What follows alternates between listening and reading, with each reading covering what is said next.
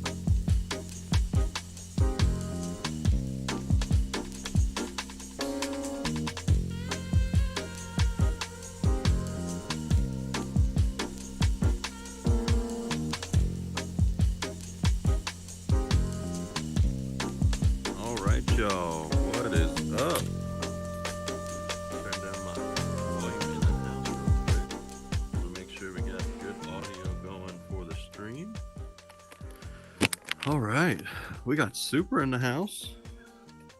Welcome, welcome. And we got ASAP B-Boy. What's happening? Welcome to the stage. Appreciate you holding it down while I was getting set up. So, welcome, y'all. This is Horizon Live. I am Oculos410. Apologize for the delay, but I'm glad that y'all are here tonight. We're going to have another special guest that's going to be a surprise. If it's your first time here, then welcome. Basically, every week we host this talk show, which is basically for y'all. We have the open mic right here if y'all have questions. But most importantly, we want to make sure that y'all are getting the content that y'all are looking for. So if you have a question, please come up to the mic, ask your question. If you have a question that you want to ask me or the guest up on the stage, definitely come on up. Or if you just have a topic that you want to talk about, obviously come on up and ask it. But we'll try to find some things that are interesting that I don't know where ASAP B-Boy's going, but if you wanted to exit, you just hop back behind the curtains and there's an exit and you can join everybody up on the audience. Let's see. Does it work? It does. Sometime halfway through the show, this doesn't work anymore, so we'll keep that stage locked. But welcome, y'all. Appreciate y'all being here. It's good to see some familiar faces. We got some new faces. But every Sunday at 9 o'clock Eastern, 6 o'clock Pacific. Wow, my words are all messed up. 9 o'clock Eastern, 6 o'clock Pacific. We're here every single Sunday. So make sure that you check your 10 tab, check on your wrist, or you can go into your worlds under the events section, and then of course you can check it out there. So appreciate y'all being here. I don't know if y'all noticed, I've got my Meta Pop here by Sadie Chan. If you don't know who Sadie Chan is, go ahead and check Sadie Chan out on Instagram. Get yourself a Meta Pop if you don't have one yet. Definitely worth every penny. I mean, I love exactly how this looks, so couldn't be happier. And of course, you get a custom name underneath of your name, so I had to put community first. Since y'all already know, I'm all about the community. I'm here to do what I can to elevate other creators, help people out in the community who are looking for resources, trying to find, whatever it is that you're looking for, and of course, try to be of service, try to help. So Super, welcome back. It's been step outside of the global. Super, welcome back. Appreciate the stream being back. I know with football that you've been a little occupied, so appreciate you coming back. Make sure whoever's watching on the Super stream, make sure that you like, make sure that you subscribe, follow. I think you got some stars now, so you can give them some stars. So do all of that. And if you're joining us on the Vid Unites channel, make sure that you're leaving your comments down in the comments section. That way we can answer any of your questions, or if you have any comments for the conversation that's going on. So, this week has been an interesting week. I don't know if y'all had a chance to take a look at the Discord, but out on Discord, there is a lot of conversation going on about a lot of new custom meshes that are in our asset library. If you haven't had a chance yet, take a look. There's a whole library full. I mean, more than the original library, just in updated meshes that are in there. So make sure you check them out. There's already people pulling them apart, coloring them all the same color, and creating their own blank worlds full of library of just broken apart meshes to make their own unique objects. So if you haven't yet, just go ahead and look in the community group or look in Discord. People are offering those for free. I mean, that's the greatest part about this community. Everybody's trying to help each other out. But those meshes are available for free. If you don't feel like breaking them all apart, you can just import that entire world into your own blank world. But aside from those meshes, also, we've got a couple of bugs that I'm sure that y'all are probably all too tired of, but worth mentioning. If you're going to have a closed session right now, people can join on that closed session. So H. Briner was just loading into a closed session as I was hopping in here. So I heard just the tail end of him letting me know people were in here, but also I had a message letting me know as well. So appreciate y'all being patient. So if you're starting a closed session, especially for an unpublished world, just be cautious because people can join on that right now.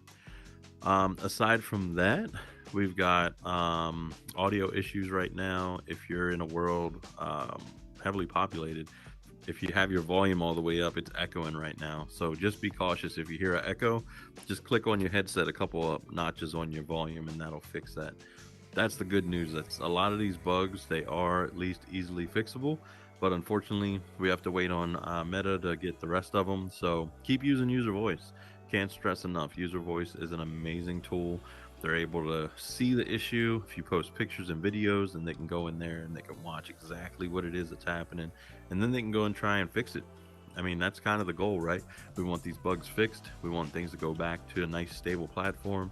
And so each time you put in those user voice bugs, more information gets to Meta, and they're able to work on it, get it fixed, and push it out in the next update. So we want to make sure that we're helping them out, but also just be wary of the bugs that are out there. And, as you're working around them, things will be fixed. Let's see. So aside from the meshes and the bugs, we also had for a day, if you looked at your friends list, it showed everybody's Facebook profile picture.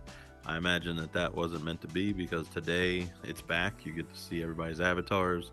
But for all of Saturday, I'm pretty sure you could see everybody's personal Facebook pictures. So a lot of things are changing. Meta account, we had an announcement in the Discord, plus on the Horizon Worlds page, letting people know to make sure that you convert to your Meta account. Today is kind of the last day, I think. Maybe it was the end of the month, but they did send another reminder last night to convert over to a Meta account if you haven't yet. Everybody on a Meta account at this point? I mean, I did it day one just to get it out of the way. Yeah, we got pretty much everybody in here is already on a Meta account. How many of y'all migrated your Facebook with your Meta account? I know the whole point was to use a Meta account without a Facebook if you wanted. If you wanted to use your Facebook, you could. It was kind of a way to separate your Facebook account away from the Meta account, but I don't know that it helped any. A lot of people that didn't migrate to a Meta account from Facebook changed their name. I think some people had to where they lost their original name, and it went back to a default name that was set to their profile prior to. Some people, it was a different profile altogether. So the fix to that, people were just connecting their Facebook and everything was coming back the way it was supposed to. So I don't know if there's a benefit yet to moving to just a Meta account, but from what it looked like it's best to just go ahead and just convert to your Meta account and bring your Facebook info over. But the good news is everything is there. All of your pages, all of your Facebook, your Instagram. So everything is all in one spot now. So that's the part that I like about it. So that's the benefit of just having everything in one place. It was really easy. But if you use workrooms, I don't know how many people use workrooms. That was actually an added bonus. So now that I've already got a Meta account, all I went and did was go into workrooms. It asked me what account I wanted to migrate, and I literally selected all of the ones that I had set up because I had to choose a different one for every time I wanted to join somebody's workroom, and it just combined all of them. So now I have one workroom account, it's under my Meta account, and it's really easy to log in. So they got that right. Props to Meta for that. If you haven't used workrooms yet, check it out. Download it on your headset, set up your own workspace, verify your email, and then start inviting people. And you actually are in avatar. You've got hand tracking. You can use the bottom of your controller as kind of a marker on your whiteboard, or you can use a keyboard if you have either a MacBook or you have one of those Logitech Bluetooth keyboards. So all of that in workrooms makes it really easy for you to just put your controllers down. You can talk, you can host meetings, you can connect with Zoom. So there's a lot of benefit there. If you want to start bringing work into the metaverse, you can use workrooms for that. Now, I don't know if y'all saw last October during Facebook Connect, but Facebook Connect last October, they really had like this extreme look forward where they were looking at, we're going to have a chance to have these really lightweight glasses, and we're going to be walking down the street and we'll be able to see things come alive, and we can either pay to see more of it, or we can sit at home and we can join a concert and basically not have to leave our couch. And through all of the things that they were talking about, one of the things that I thought was interesting is that we had Horizon Worlds, we had Horizon Venues, and we have Horizon Workrooms. And I said that all they really need to do is integrate those three and put them into your headset when you first boot it up, and it makes things much more immersive. You don't have to keep opening different apps in order to be able to go where you want.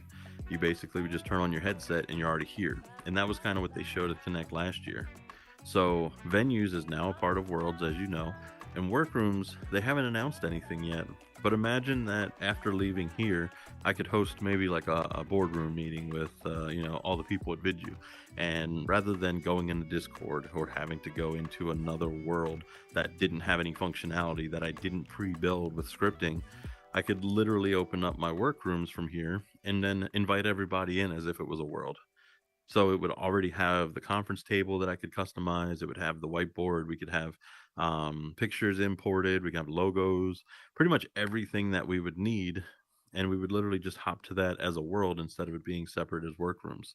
I don't know. Maybe on October 11th they announce it, and everybody's going to think I have inside information. That's definitely not the case. I'm hoping that they don't announce it, but they just do it. But I really think that that's kind of the next step is bringing workrooms into Horizon, and then those three products are now one, and then this weird, awkward starting space, which is the Meta Horizon home, that just going away and it becoming your home space for Horizon.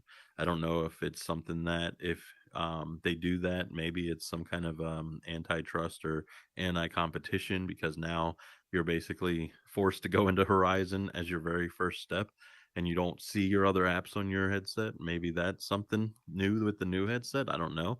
But I imagine that all of the apps that are out there, whether it's App Lab or if it's something that you bought, they're definitely going to want to have a home space that's neutral, kind of like where Windows had to have options for your browsers.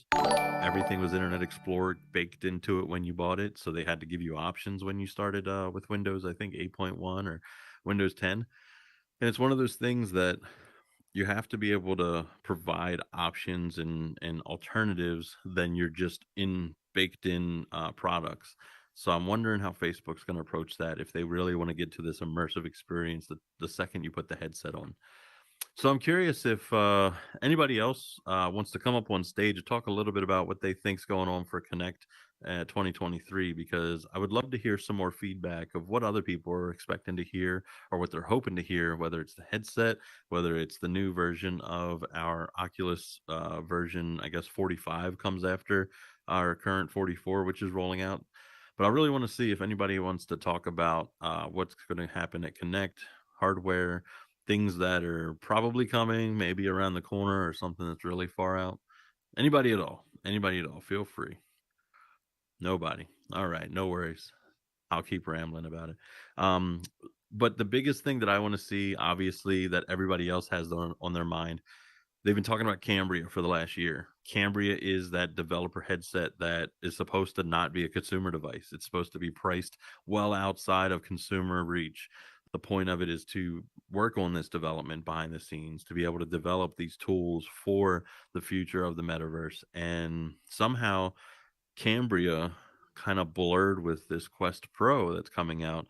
And for some reason, there's no more talk about Cambria, and there's all this hype about the Quest Pro. And the Quest Pro obviously isn't going to be another $400 device. So I don't know if maybe Meta changed their mind on is Cambria going to be its own separate device from the consumer? Is it going to be kind of a hybrid of both? Or are we going to have two different headsets that are going to be coming out, the Quest Pro and whatever the Cambria is?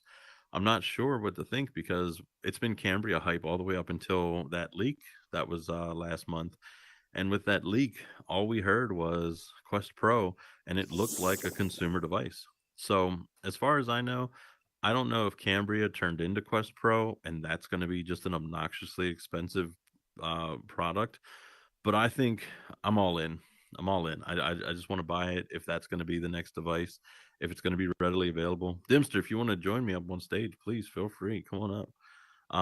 But I'm ready to hear more about what's going to actually be the device that shows up for I don't know if Mike has a question or his arm stretched out.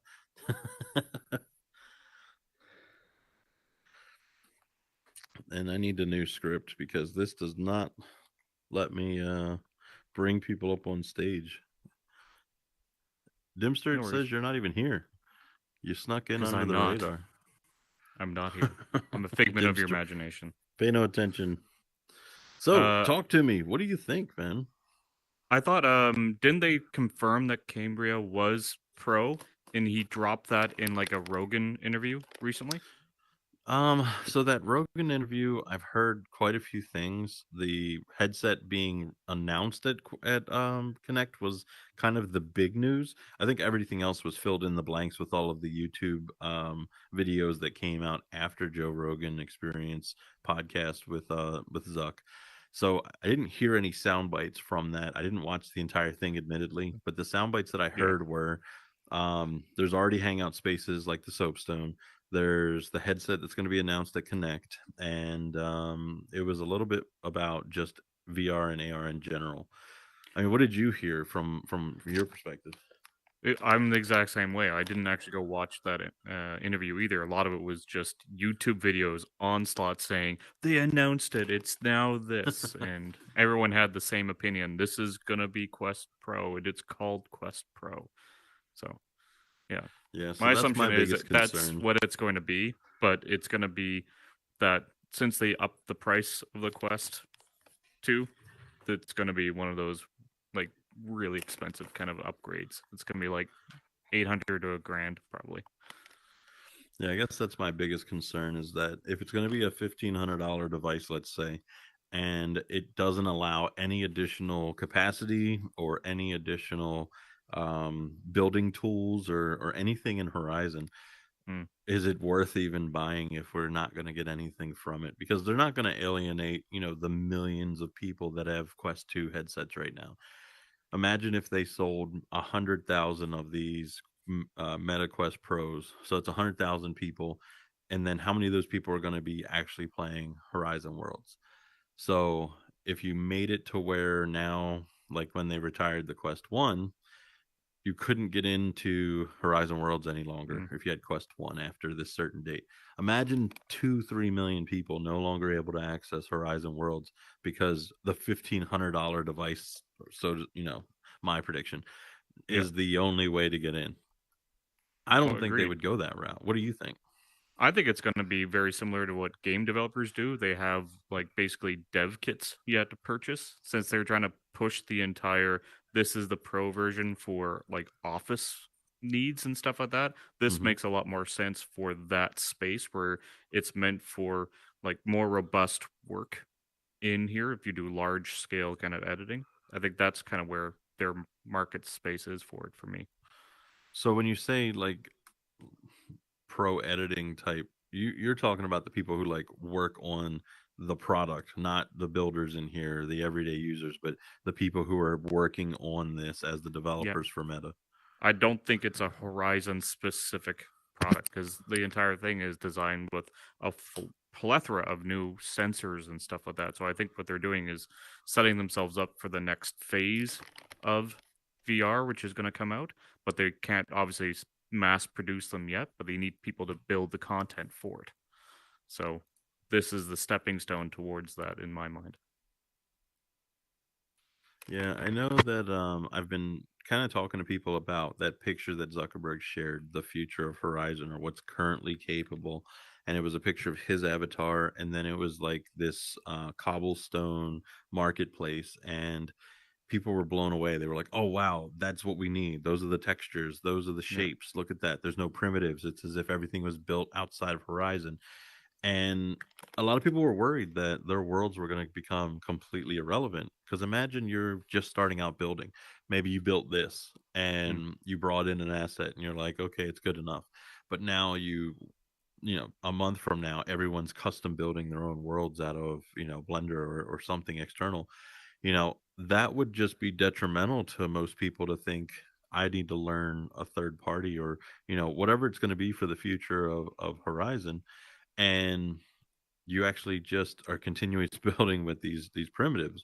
So I've been telling people it's kind of like when you buy a house and you want to remodel it. You don't just swipe a brush and all of a sudden you now have a garage and you have a deck and you have a pool and you've got a fence. It's slow progression. So Yeah. they're going to keep releasing more meshes, and then we're going to keep building on top of our worlds, and hopefully it saves us some capacity. But I feel as though we'll all be able to get to that point with what the people at Meta are putting in the asset library. I mean, what do you think about how we're going to build in just the next 6 months? Actually, it's a really good question because there is this entire looming perspective of Roblox coming into the Oculus environment as well. And that all of a sudden becomes this whole other realm of a mass amount of people coming in with external third party abilities to create worlds. So, will it change the landscape or will Horizon still be like the everyman's kind of way of getting in and experiencing it? I think it's going to be 100% a distinction of what people are trying to get out of it. Because in Horizon, primitives are simple and they're easy and there allows everyone to edit. But in something like Roblox, you get a whole other slew of things where you can do a lot more complicated stuff, but then you have the onslaught of the mass amount of children coming running in and shooting everything up. It's a completely different perspective of the gaming. So I think this environment is still going to be relevant, but it's still funny because like just today I was with some friends and we were just surfing some old builds that he had made and just walking through some of those old builds and just talking about how much things have improved or changed in that short time period, like months apart, and I what know, you can do right? more now. It's quite significant. Like the introduction of meshes is just huge in the aspect of custom content in here. So I feel like there's going to be, again, another 6 months is going to be completely different again for us. I think we'll have to see where that takes us and what they're willing to, like, who knows what they're doing in the background for us. They could probably do a lot more that we just don't know about. And they're just choosing not to distribute it yet because they want to make certain it's available for the mass. They want to make certain that Do everyone can you actually utilize it. do you have any experience creating in any 3D modeling? I mean, I don't have any personally, but I mean, I came in here without any experience with the primitives, and I was able to start building. But the external, the PC based modeling software, it's another level. I don't know if I It is. I have added the benefit of being in agency work before where they were doing custom game development, so I've been exposed to it, Mhm. but I've never been the 3D artist. I've been more the person managing those 3D artists before. So uh, I've been so exposed hey, to the world, just not necessarily doing it. But honestly, so it's a hey, matter Meta, of if how you're you looking think for a about. manager of the of the 3D modelers, we got a manager. But it's all about your perspective, though. Like I have a creative background by nature, so coming in here and thinking about things just creatively makes a big difference as well. So, but Well, if you could I help think me with everyone can do what this, they want. Mm, you don't exist. I So don't many people exist. have come in. Watch, none of this has been. You've been talking to yourself the entire time on stage. I haven't been here. This is the movie Ghost with Dimster. It's not even a show. I'm just talking to a If the ghost. music starts playing, I'm leaving. I'm sorry, man. Oh no, I really do hope that a lot of people do take some kind of comfort in the fact that it's not going to happen overnight. All of these changes that are coming, these are good changes. With any product, it doesn't matter what it is, you're going to have change. And in this case, having these meshes coming in, which that one tree right there is pretty expensive, but I figured I would throw it in here since I don't have anything really heavily scripted or heavily use of geo. So I really just wanted to kind of throw something else in here. I mean, as you can tell, everything else is pretty basic, just a bunch of stretched out shapes. But I mean, that was kind of the point of this space, just to kind of have 20 at the time, now 32 people. ASAP B boy, what's up? Talk to me. Hey, I've seen the Rogan podcast leak, Oh, perfect. and yeah, another good YouTube video with Hello, Mark guys. Zuckerberg I'm here. is that Gary V. Gary V. Have you guys seen Mm-hmm. the Gary V interview? I have not. Yeah, Gary V and Zuck, they talked about like the metaverse and the future of like, Web 3. They were pretty much talking about like Web 2.5 Mm-hmm. and Web 3.5, right? Web 3, like what is Web 3 to you? Like what is that? It's interesting because a lot of people, when you ask what's Web 3, the first thing they'll say is it's crypto, it's NFTs, it's the metaverse. But it's definitely just the next level beyond the internet. It's the decentralized network of all the things that are coming from the future. I mean, it's not even here yet, and people talking about building Web 4.0. At this point, people are just using it as buzzwords, and I think people really do need to take the time and really start to understand, because when it does become part of the everyday, I mean, every business out there that's not looking at Web 3.0, they're not even considering what the opportunities are in the future because it's so new. Right now, they're just focused on making sure they have websites, making sure they have social media presence, and making sure that they're marketing to their appropriate audiences. And that's kind of the limitation of Web3 right now, is that it's same thing when crypto became mainstream. Everybody wanted to find not only an opportunity to get rich by just picking all of these I call them trash coins, but it was more of Yeah, the scams trash that came with it. trash coins, right? Yeah, trash coins. I don't actually say trash; it's another word, but trash coin. Right, Um, right, right. so when NFTs came, I was like, "Oh, NFTs! This is interesting. I want to learn more about it." And everybody was a minter. Everybody was making custom NFTs. Everybody was one of one. Everybody was putting, airdrops to everybody. And I was like, this is just never gonna go as far as it could because there's so many people trying to manipulate it, and so many people just taking Yeah, advantage of the fact that people don't know much about it. I wish Zuck would leak more stuff, but I think this Meta Connect thing, the 11th, is it the 11th? Yep. I think that's going to clear up a lot of the speculations with, what is going on, like the present and the future and the things like that. And then I think I think there was like a release date for the new headset. Hmm. Have you heard of that? Or Nothing like confirmed. I just know how that we'll hear much? about it on the 11th. We'll hear about it on the 11th. Okay, cool.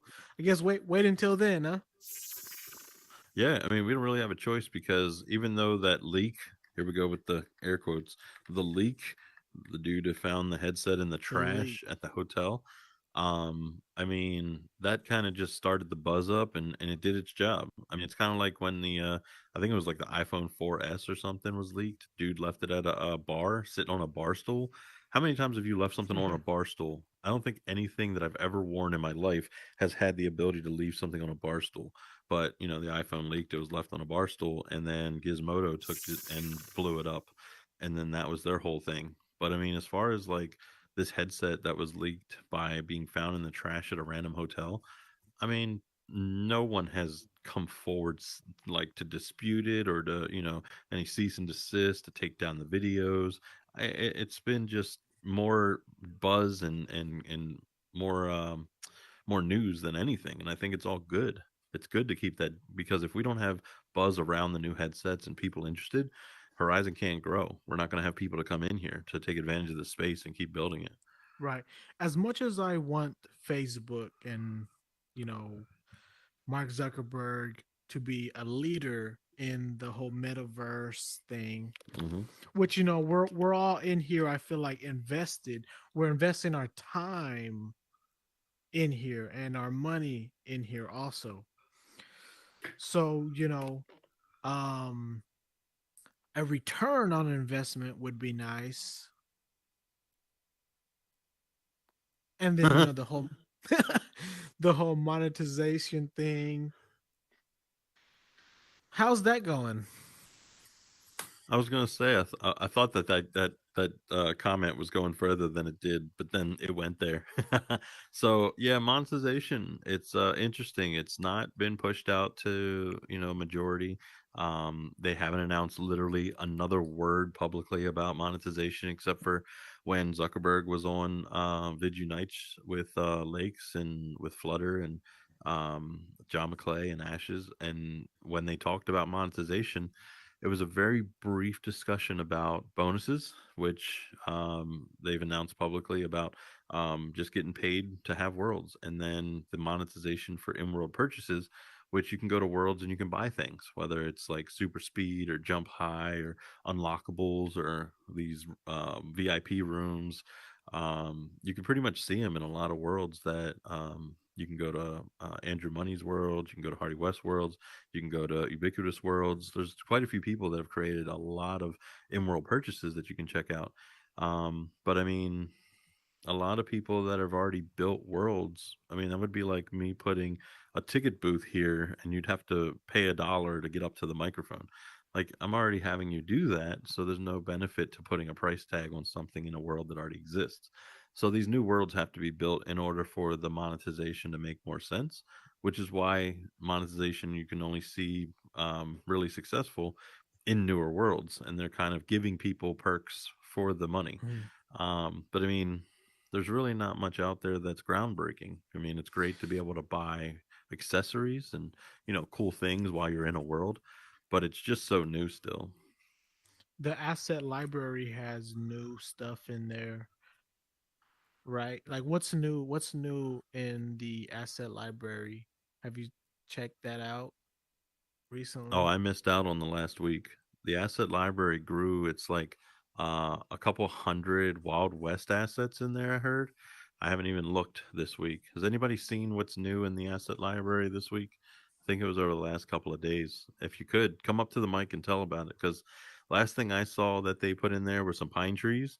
And I have to laugh because the first time they put trees in, they had a pair of trees that you couldn't separate, and that was kind of the biggest thing that we were talking about as creators. If you're going to give us anything to use in our worlds, make sure that they either can be separated, they can be broken down, or it's just a single object, because there's no benefit in having two trees that you have to kind of place as two trees all over your world, and it's just a repetitive um you know two assets as one. So they gave us the new pine tree, so make sure you get your pine trees. They're in the asset library now as a one mesh object. But I haven't heard really much anything else about the asset library. I mean, one of the biggest requests I think that's out there is a multi-level thing about assets. There's a request out there for your ownership of an asset, having your name on it when you first create it. If you could lock your assets, being able to lock it down. So let's say I give H. Briner an asset, I give him my Metapop.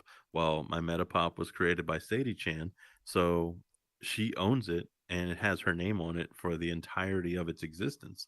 But if I give it to H. Briner, he can't paint it, he can't break it apart. Like, these are things that creators want, so that way they can protect their builds.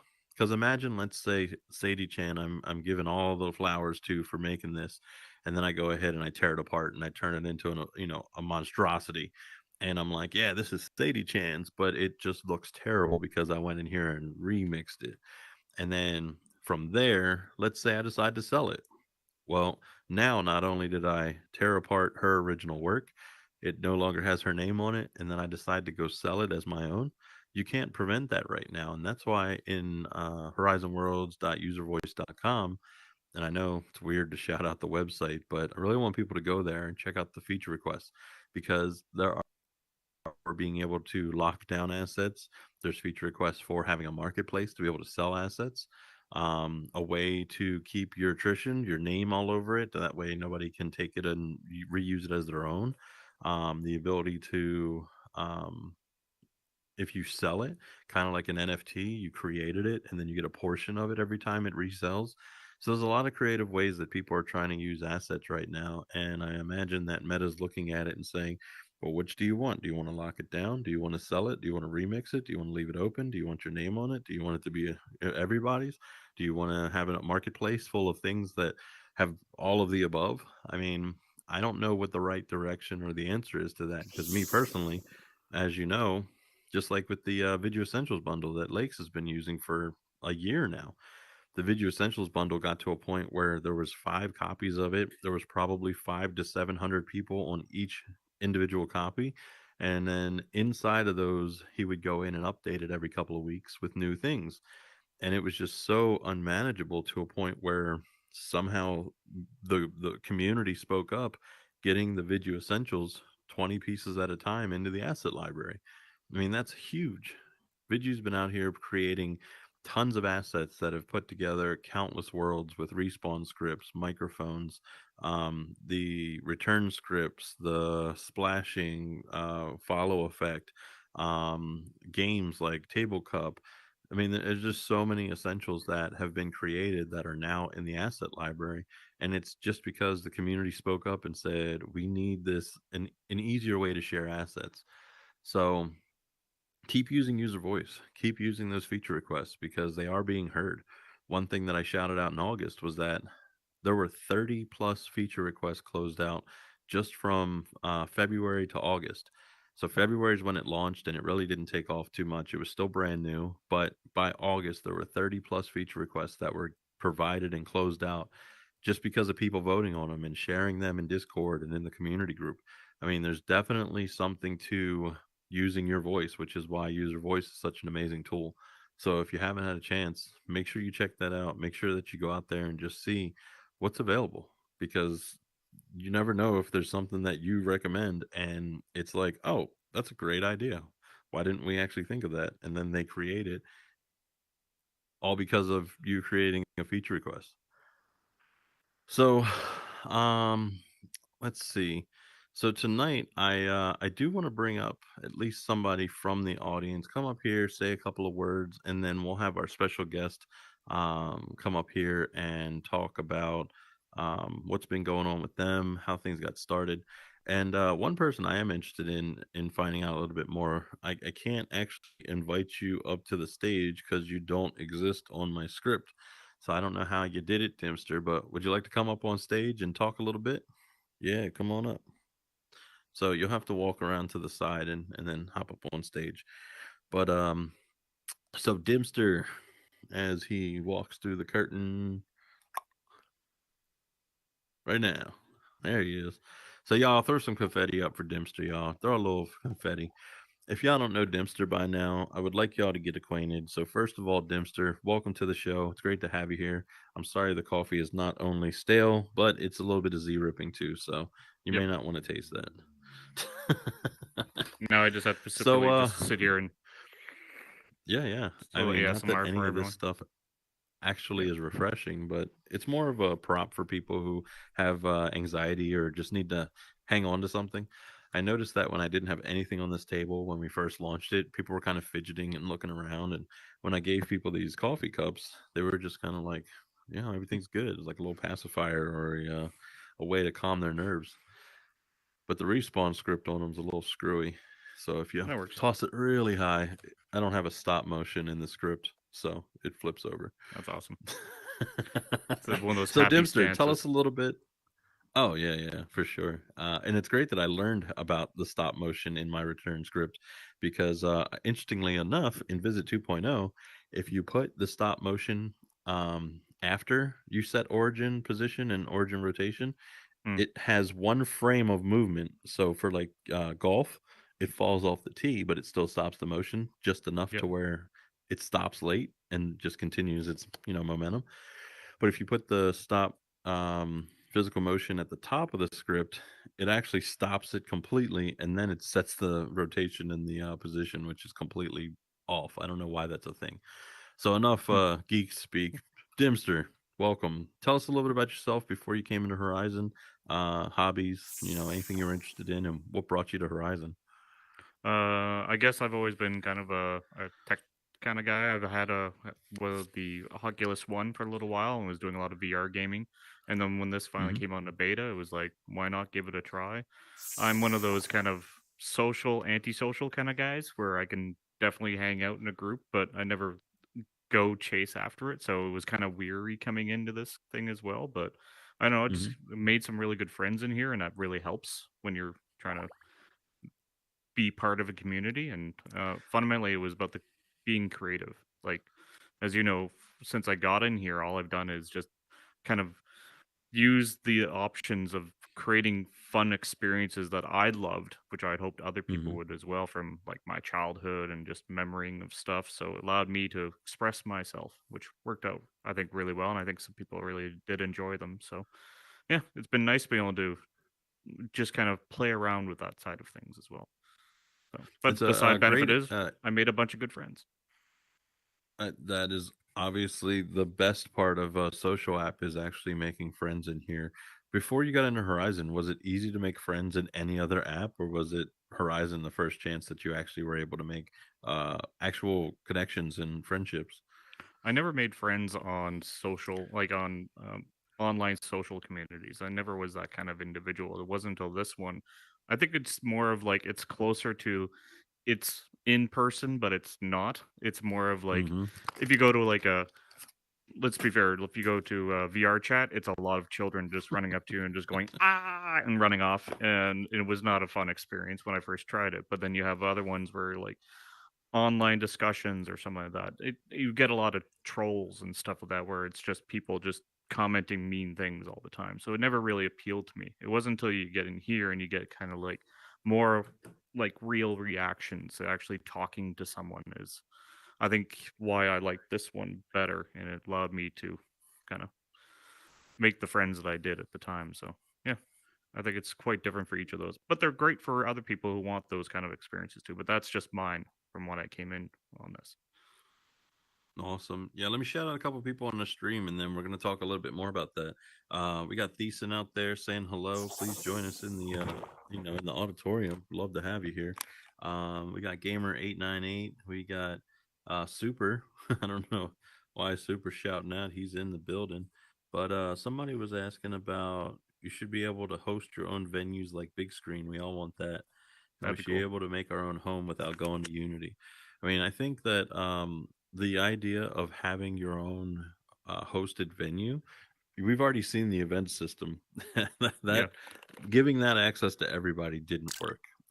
People were taking advantage of literally every surface of the menu, and as soon as events became public, you saw it. 2 week long events. Come check out my new world, and it was like six yeah. of them in there. Have you messed with the event tools yet? Have you had a chance to create an No, event to I'm show off your glad I world? haven't had to have a reason for it. So, but I've heard the pain stories, especially going to tours all the time. Every Sheesh. Wednesday, by the way. It's really I heard the pain in your voice every single time it would happen. But I feel like it's evened out a little bit. It's not as horrible what I've been hearing, but I'm just glad I didn't have to deal with it. That's accurate. Events are not as horrible. That's about the it's state of events right now. it's not failing, but it's not great. Well, no. Don't let's not go there. I said Let's just say not it's great. not horrible. Well, you said not failing. I not mean, they're it's not definitely. failing, but it's not great. We had Somewhere between. events. You could only have 4 people in it, so that was fun. That Oh. was 2 weeks ago. So Oh, and then yeah, there was the it's entire problem where some people would join the real thing and some people would then join the hosted one, and there was always a mix up with yeah. it. I feel like it's a lot more seamless now for that. Yeah, and the good thing is that they didn't last long. So credit to Meta, when we did report those issues, they were able to make them go away, so to Yep. speak. So dealing with one day of 4 people in an event, hey, everybody had their own intimate event of four, so not the end of the world. We were still able to have people hosting events or hosting a tour, and that's kind of the benefit of where we took world tours. Now you go up on stage, you talk about your world, you can talk about your experiences in here, and then throw up a portal and go world explore with whoever's there. I like that. But That was neat. since that only one time of not having more than 4 people, we've actually turned tours a little bit more into that social building again that we had at the meetup area. People were able to go up there and just talk about connections they've made and places they've been. And really, if they haven't created worlds, they feel like they're a part of the community. And that's one of those gaps that we just couldn't figure out how to fill up until literally now. Yeah. You started world building pretty much immediately when you came in Yeah. here, right? Yeah. I think I was Did in you here find for it a month and then started intimidating at playing. all, or? Um, at the time, like there wasn't as many tutorials at the time when it first came in. Definitely, like yourself, I know Lakes as well was also very similar. Like a good portion of them were all Hmm. provided by them. So when I came in, I actually did a lot of it just by playing around and just trying out things. But thankfully, there was videos by people like Vidu and Lakes doing all those kind of helpful kind of tips about how to do things better. So I found that being my first and foremost stepping stones towards everything else. But I think it was one of those things where people are asking me afterwards about how to build, and one of the things I always told them was it's 100% get in there and just start dropping objects down.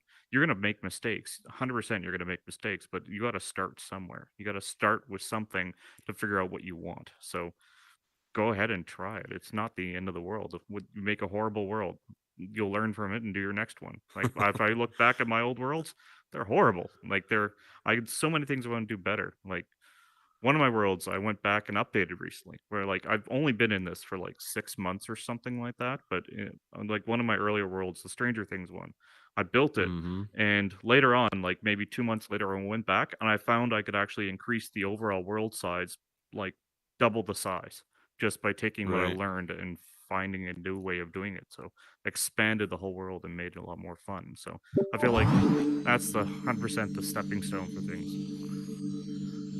So for if you haven't seen it, this was like one of the first ones that I saw by you. So Yeah. the Stranger Things buyer's house, the lights up on the wall with the letters. That I was learned a lot from the lights on the wall. Holy crap, man. yeah. I was gonna ask you. So when you first published it, Yep. that wasn't working entirely right or the way you wanted. What was it No. that you changed to make it actually work, or was it just learning the scripting panel?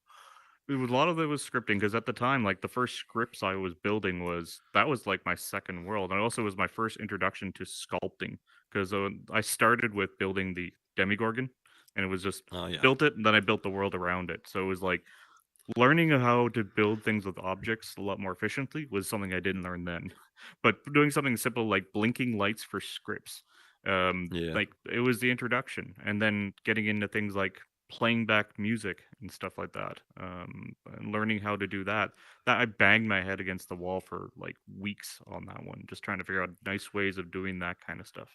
But yeah, it paid out, and I've guaranteed I rebuilt those things 20 times over just trying to Well, make them work. if So you yeah, if you arrange the letters, I have a light script that just kind of I say I've goes gone around. past it.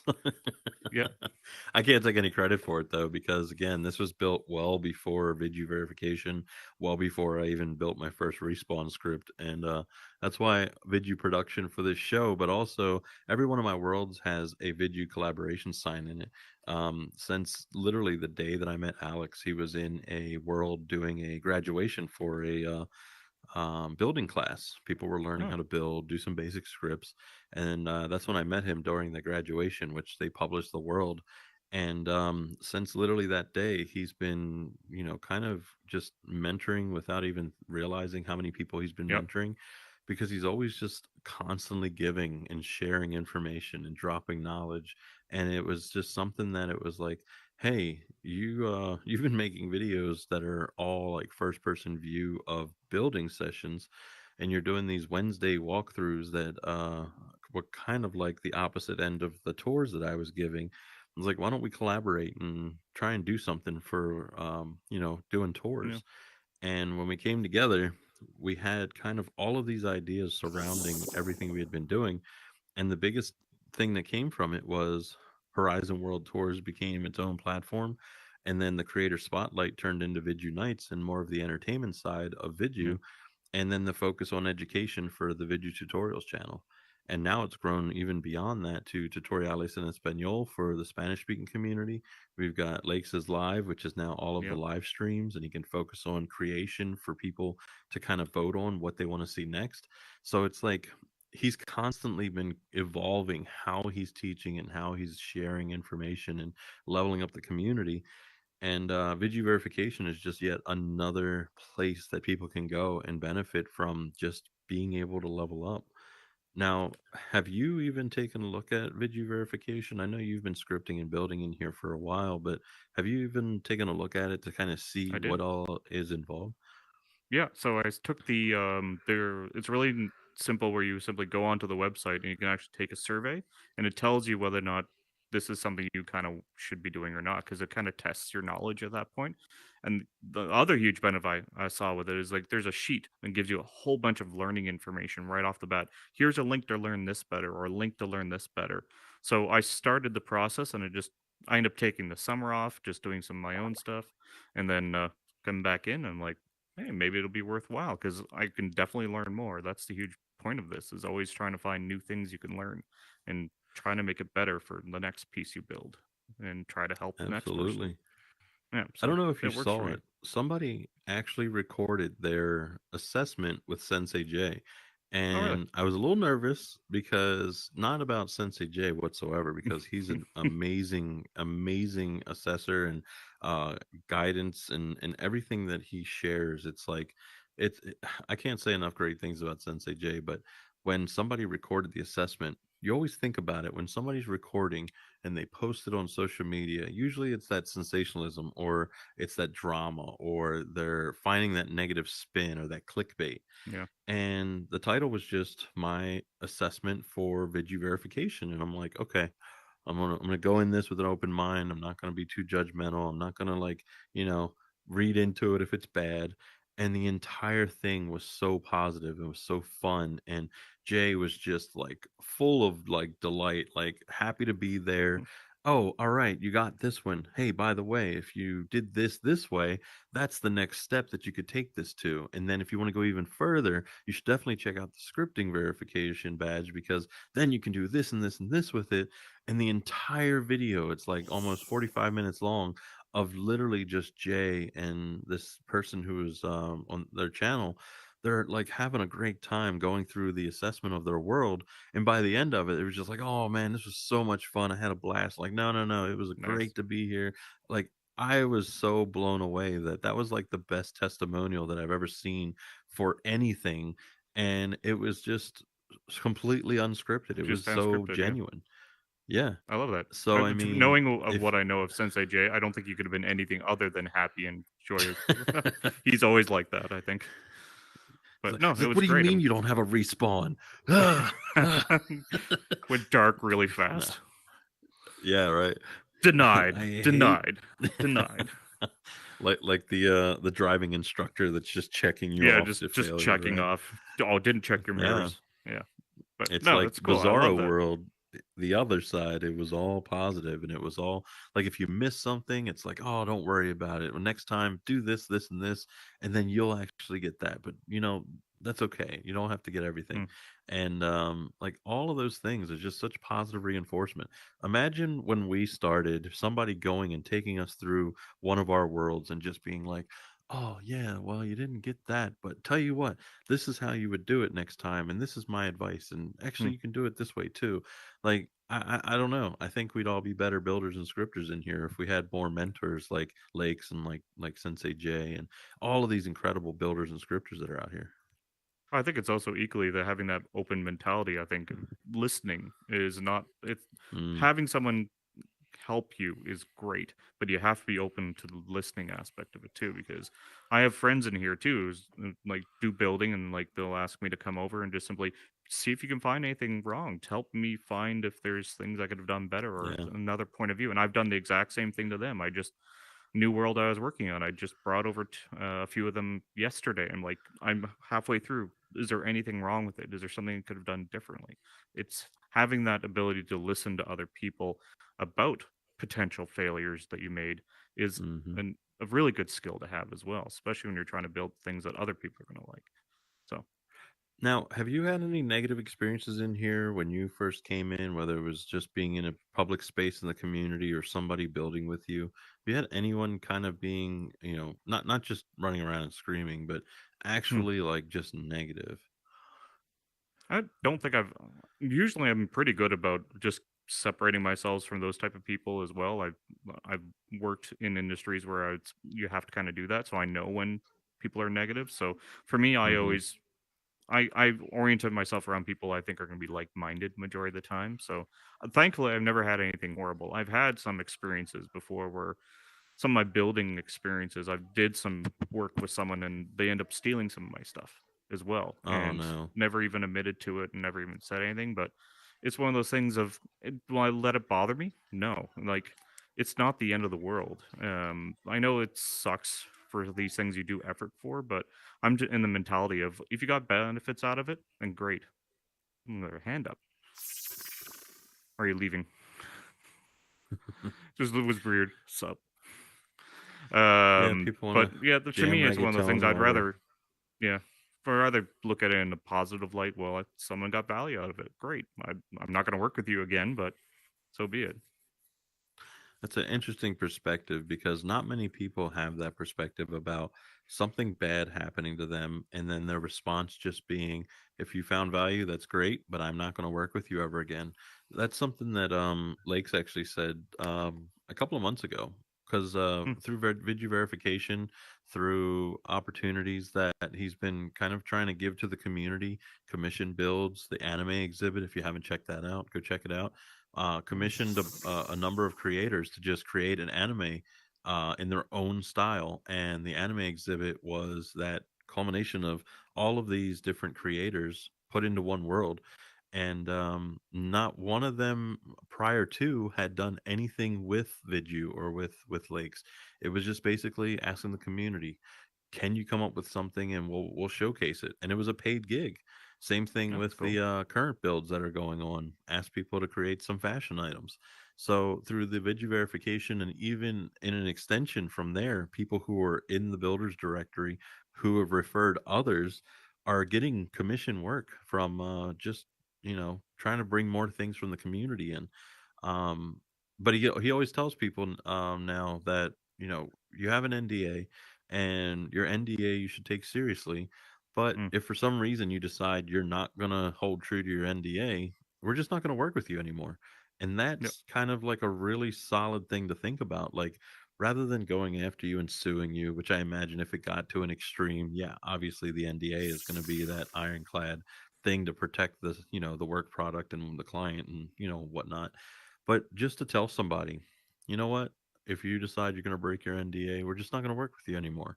Like that really makes people think about it, and they're like, you know what, I don't want to lose this opportunity. I don't want to not be involved in future work or be able to put my assets into a world that's going to be seen by potentially 100,000 plus people. So I'm definitely gonna honor that NDA, and that way I can keep getting these opportunities. So when you Absolutely. said it, it was just like a breath of fresh air to hear, because for me, when somebody steals from you, you got to take it personally. Like, you really do feel some kind of way, because it's like I put my hard effort into it and somebody actually stole from me. Yeah. So, So, but no, it's fair. And NDAs are a very interesting one. Coming from, as I said it before, an agency kind of experience hmm before. We're talking about like big businesses, and that means a lot. In here, people kind of gloss over that a little bit because they think it's a oh yeah, game, it's not something relevant. And even if it's something you're making an agreement between you and a friend, you still have to respect that. And the same things are going to applicable. The only distinction is you might not get sued, but that's the other part of it. No, so NDAs or agreements, all you're trying to do is just you want to build a good, healthy relationship to build. That's all you guys want to do. And if you don't agree, then part your separate ways and agree what makes sense. Just don't be mean to each other. That's not the point of this. This is a social yep. platform, not an anti-social platform. Exactly. And I think that's where people kind of blur the line, and they think, well, we're not going to sell this to anybody. We're just working on something together. And it gets to a certain point where they don't see eye to eye, and they feel they own more of it than they should, or maybe they do actually own more of it because they put in more effort, and it just gets Mm, messy. And I tell people, if you're going to work with somebody you don't know, get a contract. Come up with some kind of an yeah, agreement. Everything that I build is mine. If we don't publish this world together, I'm going to pull these assets out, and you can continue on with what you were working on. But the safest bet is what I've been seeing: work in separate worlds. Have someone yeah, create assets, just literally create assets, build cups and trees and chairs and couches and tables and whatever it may be, and have somebody else work on character design and the backgrounds. And absolutely. when it comes time, hey, you know what, we're still in agreement, let's go ahead and bring all those assets into the main world. We bring everything in, we situate everything, find out what's missing, and publish. But so many people are in the same world, and they start getting these little thoughts in their head. I see they moved my tree and now they've switched it out, and that's different color. And I don't remember putting that there. And then instead of just talking about it, it starts to just slowly chip away at them. And they start thinking, he's taking over my world. Or, Yeah, maybe, we're not seeing eye to eye anymore. And I think that's what most of these disagreements are, just miscommunication or lack thereof. All you have to do is talk to somebody. Be like, you know what, yeah, Dimster, that tree should be green and brown, and you're like, nah, it's purple and blue. All right, well, let's go with purple and green. Let's compromise. Boom. yep. We just got over But whatever. Maybe you don't like it's a purple and perfect blue. I don't know. example there too, because I've been in worlds where I see something which has been designed by someone and I don't agree with it. I could I could go change it the way I want it, but instead I'm going to leave it and talk to the person. I've done that before where I'm Yep. like, you know what? I don't want to touch someone else's work. I don't know if they were trying to solve or do something appropriately. At the same time, I will ask for carte blanche to say, if I see a problem, would you let me fix it as well? There's that balance between the two of them. The other thing you mentioned about working in separate worlds, I think it was a really good example. Was Lakes did we did that Rube Goldberg machine stream Yes, last this week, was it, or last week? It's lost it all sense of was. time. But that one was a perfect example that all these different people doing different things coming together to unique one. Obviously, they're all distinct in their own way, but it was a cool example of showing people doing their own things. It would have been neat if we all recorded our own experiences and kind of put it together as a final clip. But good example of working together, and you don't even know the people. That's the huge benefit. Like half those people I didn't even know. So working with them and seeing how we came up with different ideas was really fun. That's actually a really great point and something that is a perfect segue from what we were talking about, building in your own world and then bringing them into the main world. So, if you haven't seen it yet on the video tutorial channel, Lakes went live and they did a Rube Goldberg machine. Rube Goldberg. Am I saying it? Rube Goldberg. Bleh. Yep. Machine, which basically is like creating a complex way to do a simple action. And so, if you've ever seen one before, it'll like start off with maybe a metal ball that falls out of a cup, and it kind of goes along this path, and it finds its way to the end through all these various ways. And so, Lakes decided part of his new methodology of scripting that he's testing is basically having people script a small thing, just some kind of an action in their own world. And then he, at the end of the 30 minutes, had everybody come back into the main world and import that one thing. He even put the script on the wall for people so that way you knew what the action was to pass it to the next one. So listening Hmm. and then sending the event. And by the end, it basically turned into a world that was called, of course, I closed it because I was I think he scratching my called it eye. that, the Rube Goldberg machine. This, yeah, so it's scripting something. Rube. I'm gonna Yep, that's the one. So Rube Goldberg, it was called Video There it is. Scripting Exhibit, the Rube Goldberg machine. So if you haven't seen this yet, make sure that you bookmark it, search it. I'm gonna close the portal so y'all don't leave me. Rube Goldberg machine, go look at that in your menu and bookmark it because it's really incredible. When you go in there, he used assets from the asset library to kind of populate this bedroom. He used the star script to put stars on the ceiling, and then you'll find eventually the beginning of the Rube Goldberg machine, and it'll kind of present everyone's specific scripted thing that are all tied together, and at the end you'll notice it executes a simple task in the room. And Yeah. I loved it. I was so like over the moon for the creativity. All of you were working independently, had no idea what anybody else was working on, and Yeah. because of the way the Rube Goldberg machine works, every one of them tied in together because of the script, and Yep. then it completed the full circle. So how It was was that fun. experience? Talk about that a little bit. I'm not gonna lie, it was definitely time crunch kind of mentality there. It was also fun too because I also paired up with someone else, someone I never worked with. He was wanting Oh, some Lewis. support, so yeah, so paired up with him. It was great. Unfortunately, he could stick around for the whole thing. His headset died, but we were able to come up with a concept of something we both agreed on. That's always the fun part when you're working with someone else is figuring out what you both want to do, especially with like a blank slate. If you got this little cube, build something. It's one thing to say like I'm going to do this, but having to agree on that is always the fun part of like what are the common elements? What about this one? And that's how we came up with the Acme bomb of what we were going to do. It was neat because it was also trying to figure out, since it's again this is a small space, we're trying to multitask. What can do, what I can do, and I thought that was really fun about trying to both guide, but at the same time listen at the same time. Like, why don't maybe you could do that while I do this, or would you prefer to do this and I could do this? So trying to find that balance between each other. So again, tight time crunch, but it was definitely worthwhile. It would last minute, everything kind of fell together and it just worked, which was awesome.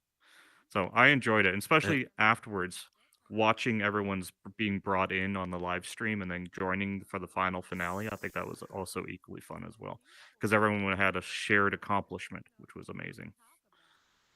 yeah, and I kind of wondered. I was gonna join, and I thought about it, and I was like, 30 minutes, and even though Yeah. I can script and the script was there, that just was just plus I already had something going on. But when I Mm. was working on my project, I was like, this wouldn't be a break. It wouldn't be a relaxing break from what I was working on. This would be another very That's like absolutely fair. stressing kind of so I was like I don't think I want to jump in on this. So I'm going to go back and finish up what I was working on.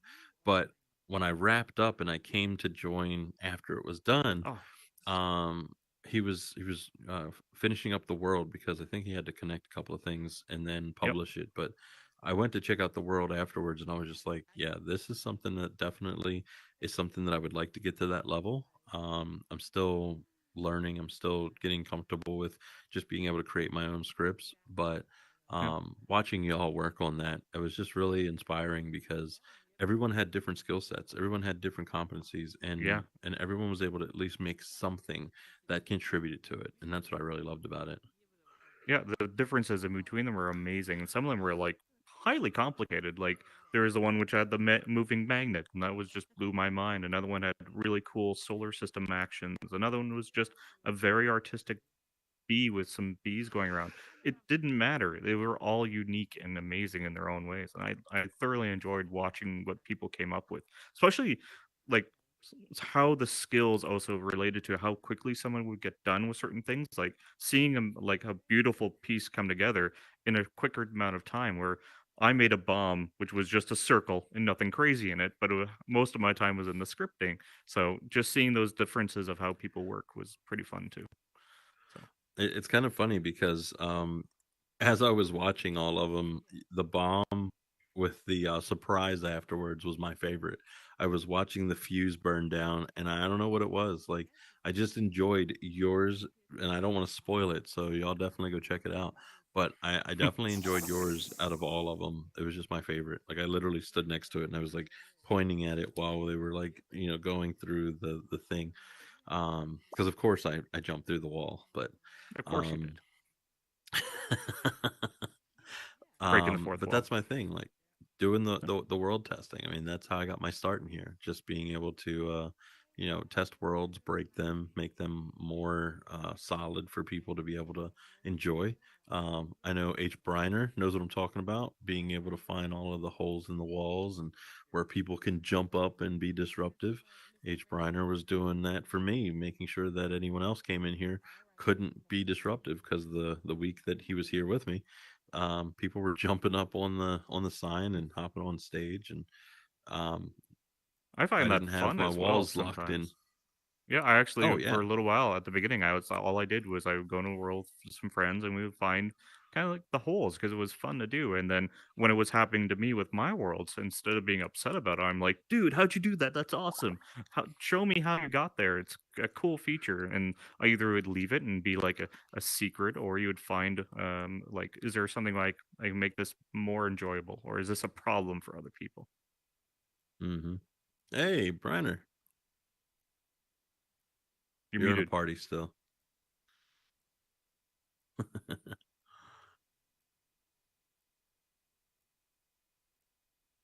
Nope, Hang you're on, still in a I'll be party. back. Oh, now you're Oh, talking. I can hear you. I can hear you. I can hear you. We can hear you.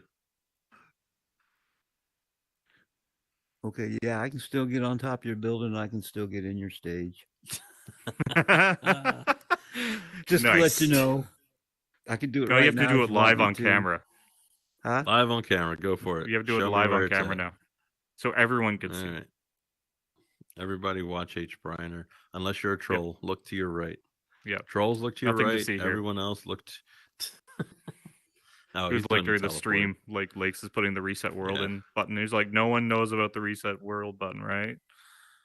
Yeah. That's the thing. Teleport, you can go through Yeah, teleport cracks can do a in the lot. wall. It's such an annoyance. Now you're But stuck what up I here. love is that yeah, you're stuck with us. No, actually, I could get out if I want to. Also, That's the Well, you're spirit. going to be our special guest now that is that that you're up is here too. that is part of what I do in worlds. I go in and I like to troll trap them better than I Yeah. do just closing the hole. That way, it's more fun to send them into some place where they can go and really let them bounce around and be a troll all they want to. Yeah. So It's neat getting in behind some And things. I actually, for a while, I actually purposely in some of my early worlds, I actually would bring people in behind so they could see the stuff in behind the scenes, so you can actually see what's happening in behind the facade. It's like going the backstage of Disney World or something like that, seeing like this is what's happening with the animatronics kind of thing. Right. It's kind of fun. I actually got a chance to go backstage in Small World in Disneyland one time. That's It awesome. was wow. crazy. Just a little And drolling going on music in there. constantly. Ooh. Oh yeah, it Would was not want to weird. work that ride, but amazing. I love it. Nope. Yep. But I only now, got to do it now this once. The world when only it one I got to see. But oh, I that's do great. build Yeah. worlds, and I've got a few out there. They're published in public, but I haven't advertised them yet because there's still a few little glitches I want to take care of before I really get them going. One of them you No, can it's ride and fair. wear motorcycles, and you've got an Evil Knievel style jump, and That's cool. Wow. it's Oh, we pretty got neat. somebody at So the mic. Sneaks, you got a question?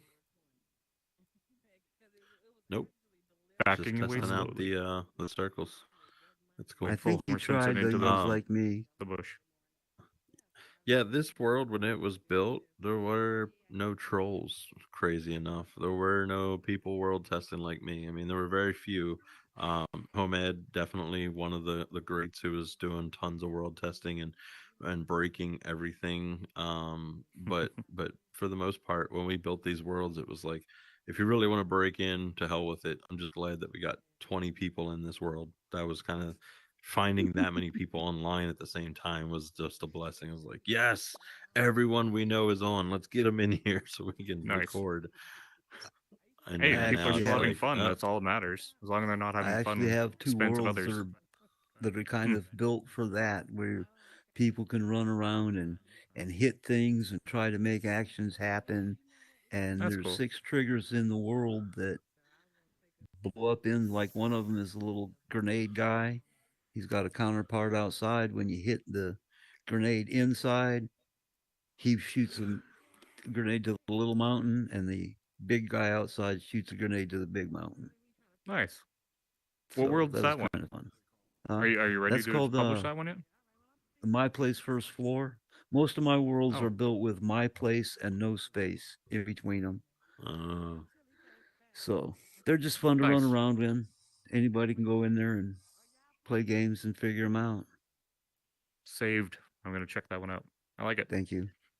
I'm having issues with the getting somebody to help me script the leaderboard in there, which is one of the reasons why I haven't posted those up. So Have I you need a checked out good the online scripter. tutorials for that Uh, on video? The video um, has a video on that specifically. I kind of yeah, have new one actually. ADD, and it's hard for me to concentrate on some of that stuff sometimes. So Yeah, it's about stepping stones, and honestly, once you get yeah, them in your head, it's pretty easy. But yeah, take your time. yeah, There I've is done the some. collaboration world as well, I believe, where you can actually Yeah, find scripters, where you can I've submit done your some name in. And scripting, and I've got keyframes running all around them, and I nice, got there's a UFO, and there's um, 3 hang gliders, and there's a parachutist, and there's a rock climber. Those are all done on keyframes. nice. So, but If you can get 90% of get what you'll see in the keyframes world, down, most of it should make sense.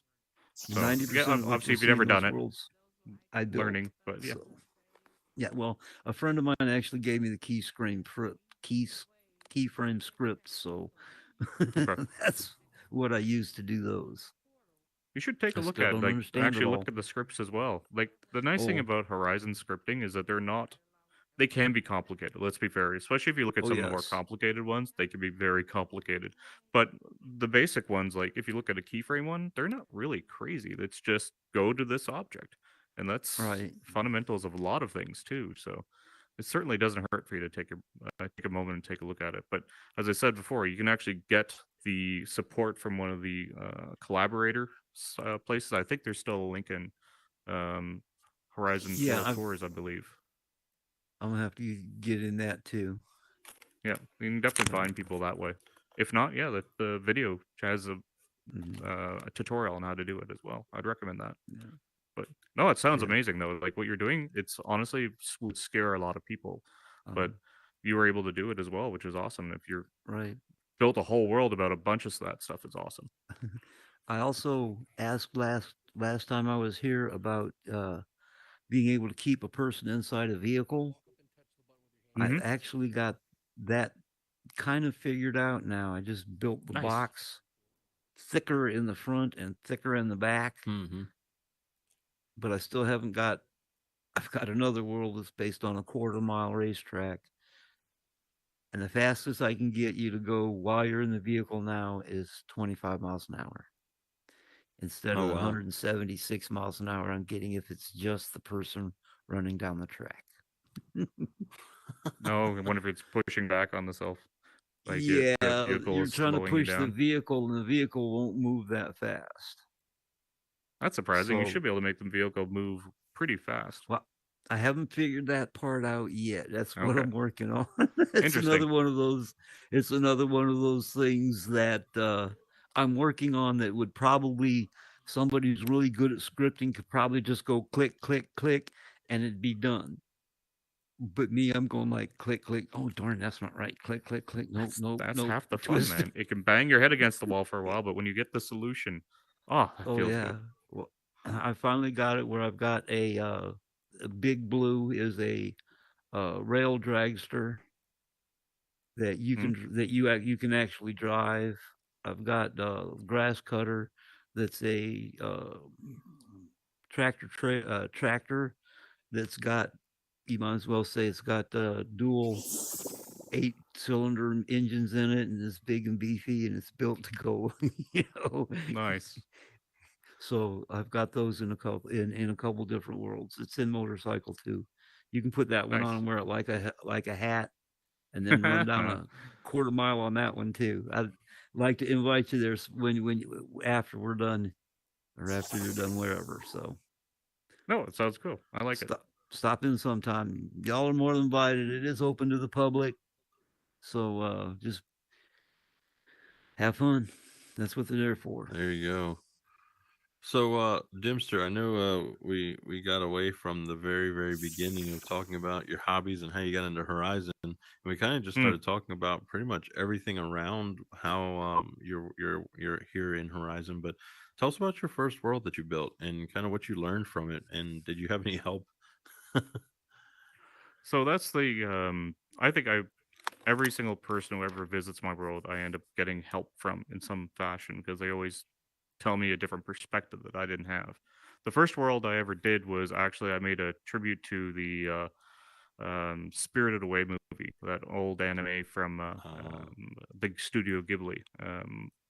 There's mm-hmm, been many instances. There was a one gentleman who did a bunch of those ones as well, but it was kind of like my first kind of intro into it because it was one of those things I thought it'd be so cool to see the bathhouse from that movie. So again, trying to build those experiences I would have loved to have seen. So when I built it, it was very much I didn't understand the aspect of world complexity and size. So when I started building it, I was just building it, dropping in objects, what I thought was good, but I didn't consider the cost of the world. So halfway through the world, I'm already filled up, and I'm like, what's going on? Why can't I do any more? And then was trying to understand how I can simplify some of those pieces and make them work a little bit better for what my needs were, and coming up with some basic animations. Also learning about the simple nuance of I hated hand animations as a general rule. I just hated hand animations mm-hmm. because they just didn't do it. And it was one of my earliest animations I built was just a simple rotating animation where it was just watched a bunch of videos from the channel and then like, you know what? This is simple enough. Go in there, play around with it, and all of a sudden I got myself something that just solved my problem. And I didn't actually have to do any of this wonky my hand is shaking trying to solve a problem for animation kind of thing. It was a lot easier when you had the script saying go point A to point B. So, but The hindsight, other looking thing is back now, hand it's animations, people couldn't see them. So if you were to do a hand animation, I would be looking at it and it would look completely different until we went left edit mode and came back. Other yeah, times, if you hand animated something, it would completely disappear, even though it was yes, still right there, like the bounding box would show. So hand animation, it was a great like get you started on making things move, but you definitely got to script it. You absolutely Oh, have to. something simple as rotating. You try rotating something, and it's like, and it went over 50 times. That didn't really work that way Oh yeah. nicely. So, That's true. yeah, Yeah. thank goodness for scripting. I tried to hand animate the my UFO and the mountain climber. It was just ridiculous until I got the keyframes. So scripting Yep, is definitely the way to that's a go for game changer. animation. Oh Yeah, yes. I've done some work in the past, like Adobe Acrobat. No, sorry, Adobe Flash. So back when all Uh, like online games and stuff like that, they used to do things as what keyframe animations. I was already familiar with that. So hugely powerful when you actually get into that kind of stuff, and it's so simple. I want to go well, point A to point B. There's two objects there. Take the object from here to there. I want to move it over here. You got another one that takes you over there. It's as very far powerful as when you want to do stuff. as far as building goes, I'm real old school. I remember Harvard Graphics 3 on the PC, Ah, Yeah. and that was putting together things in a 3D space without actually having the animation or the things like that. Um, yep. I've got 42 years in computing, and I built my micro mainframe inside my PC in the computer on Harvard Graphics 3. That's how I come I get into modeling and building in here, That's awesome. as fun as it is. You know, Take can't the stuff script you've learned and very make it good, into but something better. Yeah, you yeah, learn the new I'm thing working to it. on it. That's awesome. Yeah, I have literally no experience building or scripting. And coming into here, I thought I'm never going to touch the creation tools. I'm never going to build anything, and I'm certainly never going to script anything. And so many people come in here with that same mindset. They're just going to stay as far away as possible because they just don't think they can do it. That the capability just is beyond them. And Hmm. I mean, it sounds like you both had building experience before here, but um, was it was it really easy for you to learn, even though I know you have some experience before coming in here? But Briner, I want to ask you, the building tools, did you have to adapt to them much, or was it kind of just like building with building blocks and Legos? Um, you have to kind of adapt to them as far as the stretchability and the ways to deform the object, as opposed to just keeping it the same size and adding more of them. That's the thing I ran into with capacity issues. Was built a board, and instead of building Mm, one huge board, I built a lot of little squares. Yeah, that was legit my first world. The exact same problem. Yeah.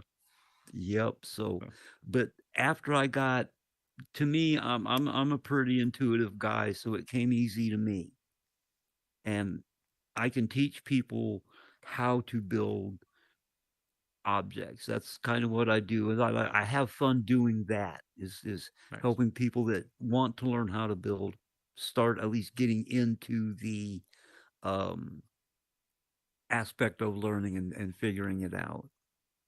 So I like doing Oh, that it's too. That's awesome. fun. I know. I do enjoy that too, especially when someone learns how to do it on their own and they, let's be fair, surpass you and do something you didn't expect is always fun too. All right. So, Uh-huh. Oh yeah. Well, you show somebody that they've been trying to figure out how to do it, and all of a sudden that light bulb goes off in their head, and they see not only what you just did and how to do it, Oh but the shoot. five other things that they've been My trying to controls figure out messed up. all of a sudden blossom. Damn. That's pretty cool too. the flip the table moment. Jeez, man, that's awesome. yeah, I think I've had tons of flip the table moments, tons of confetti moments, but overall, it's been kind of a good mix. It's been something that I was very surprised getting in here, learning these tools, that they're fairly intuitive. But do you think that it's going to stay this way forever? I mean, the scripting, it takes all these code blocks coming out to increase the functionality of these worlds, and I don't know how sustainable it is to just continuously keep throwing out more code blocks. And we've already seen the meshes coming in, but I mean, But what do you if think? you think about it, you're always going to need that stepping stone, that little piece that starts off the whole process, that little block like on the little domino that you hit that knocks over the three other dominoes, that knocks over the 10 other dominoes. You're always going to need that point. where somebody's new gonna come in and says, "How do I do this?" This is your starting block right here, but then eventually it'll get to be this starting block, but you're gonna skip all of these and jump right to this one. So you'll always Oh, have those starting yeah. nuances. I think that's absolutely true, but I do think there is that perspective though where things can also be intimidating though. The worlds are becoming more intimidating to a new person and they feel like they have to do a lot more to get there. 100% I agree with you that the entire point of this is building the things that are relevant to you. But with all these new Exactly. worlds and people grouping together and become and making these very over complicated worlds, which are great experiences, can be very intimidating to the new people coming in. So my hope is that Horizon will end up giving tools to bridge the gap for those people as well as they start seeing people building these things which are these amazing experiences. They'll provide the skills or the tools to allow them to make it a little bit easier next time, so that way anyone can do it, not just the crazy geniuses. It can be Joe Blow's first world. Like, what was it, a couple tours ago, like there was that one world, was it a 14-year-old did or 11-year-old had a world in here where it was like amazing. That was way better than any world I ever started with as well. And having anyone be able to build awesome experiences Mhm. just by starting is amazing when you can do that too. Right. I have a friend of mine that is working on a. He didn't even want to get into building, but I showed him a few things, and he's working on a. And I really don't want to mess it up for him, but he's working on a theater production that's just going to be killer. That's It's awesome. gonna be in like three different sets of shows, but it's gonna be killer. It's gonna be something a lot of people are not gonna expect. It's awesome when people do something like that out of the norm and just that new And take an experience which we might have seen or not, and then provide a new perspective on it. I love it. It makes me think of like they have like the Phantom the Opera one, which is in here. The the gentleman who built it actually sang majority of it and actually built animated scenes in it. Like, cool. it's amazing what people come up with this stuff Oh as well. yes, I'm surprised every day when I go into new worlds. It's every Yeah. day they come up with something better and better. Or the experiences you never thought you were going to ever want to see or ever want to see again. They're equally those ones. We've been to a few of those things before where yeah, we were like, oh well, we've seen it once. Let's delete it from our memory forever. They're the ability to express these things to people and be able to have those kind of choices of wanting to see them or not. There's so many different things to see. I like it. Oh, Oh, we got Con-Man at the mic. What's up, Con-Man? Can you talk about Quest Pro? Yep. Let's talk about. Can you say it again? What are we talking about? Quest Pro. Fuck, what are you Quest talking about? Pro! He The wants to know Quest about Pro. Quest Pro. Right? Look at that The- boy. So is it really $1,500? We don't know. I'm not sure. We're gonna find We're out. gonna Aren't you see the guys price. Zuckerberg's little minions? Nope. We are. I was We'll make a Zuckerberg's sparkle. minion, and awesome. I wonder if that was his real voice. It's not. By the way, there's a bunch of trolls that are hopping between events since they've all been captured on video. As soon as they come up to the mic, it makes it easier for me to know you're here. So feel free to come up to the mic and talk in a stupid voice. I'll send you back to your home space. So That anyway, one person's gonna come up here now, and it's their real voice, and be like, "Why did you oh kick me?" no. If it's your It could real happen. voice, like I don't know, like do this the whole time. I don't know. Give me some kind of a nonverbal so I know it's you. So Just full Dimster, on. I want to ask you I Yeah. want to ask you about your Doors world. I have to tell you that was like it's so like I don't know why it blew me away. I think it's because nostalgia is like king for everything for me. Oh, Like there's I'm building worlds in that here, are man. just like Yeah. yeah, like worlds for me that really bring me back to a moment in time in my life. Like that's something that I find on another level. But when I went into your Doors world, what is it called now? I know it's not Well, there's Monsters been Inc. two Doors, versions but of it now. There has yeah, yeah, been yeah. the Monsters Incorporated, which was my first draft, which was my nostalgia and kind of my hub world. And I took that and built it into Doors Incorporated. And Doors Doors Incorporated. Incorporated is the most recent one where it kind of built that into a community kind of perspective where people could put their own worlds in there. So it wasn't just for me, it was for other people.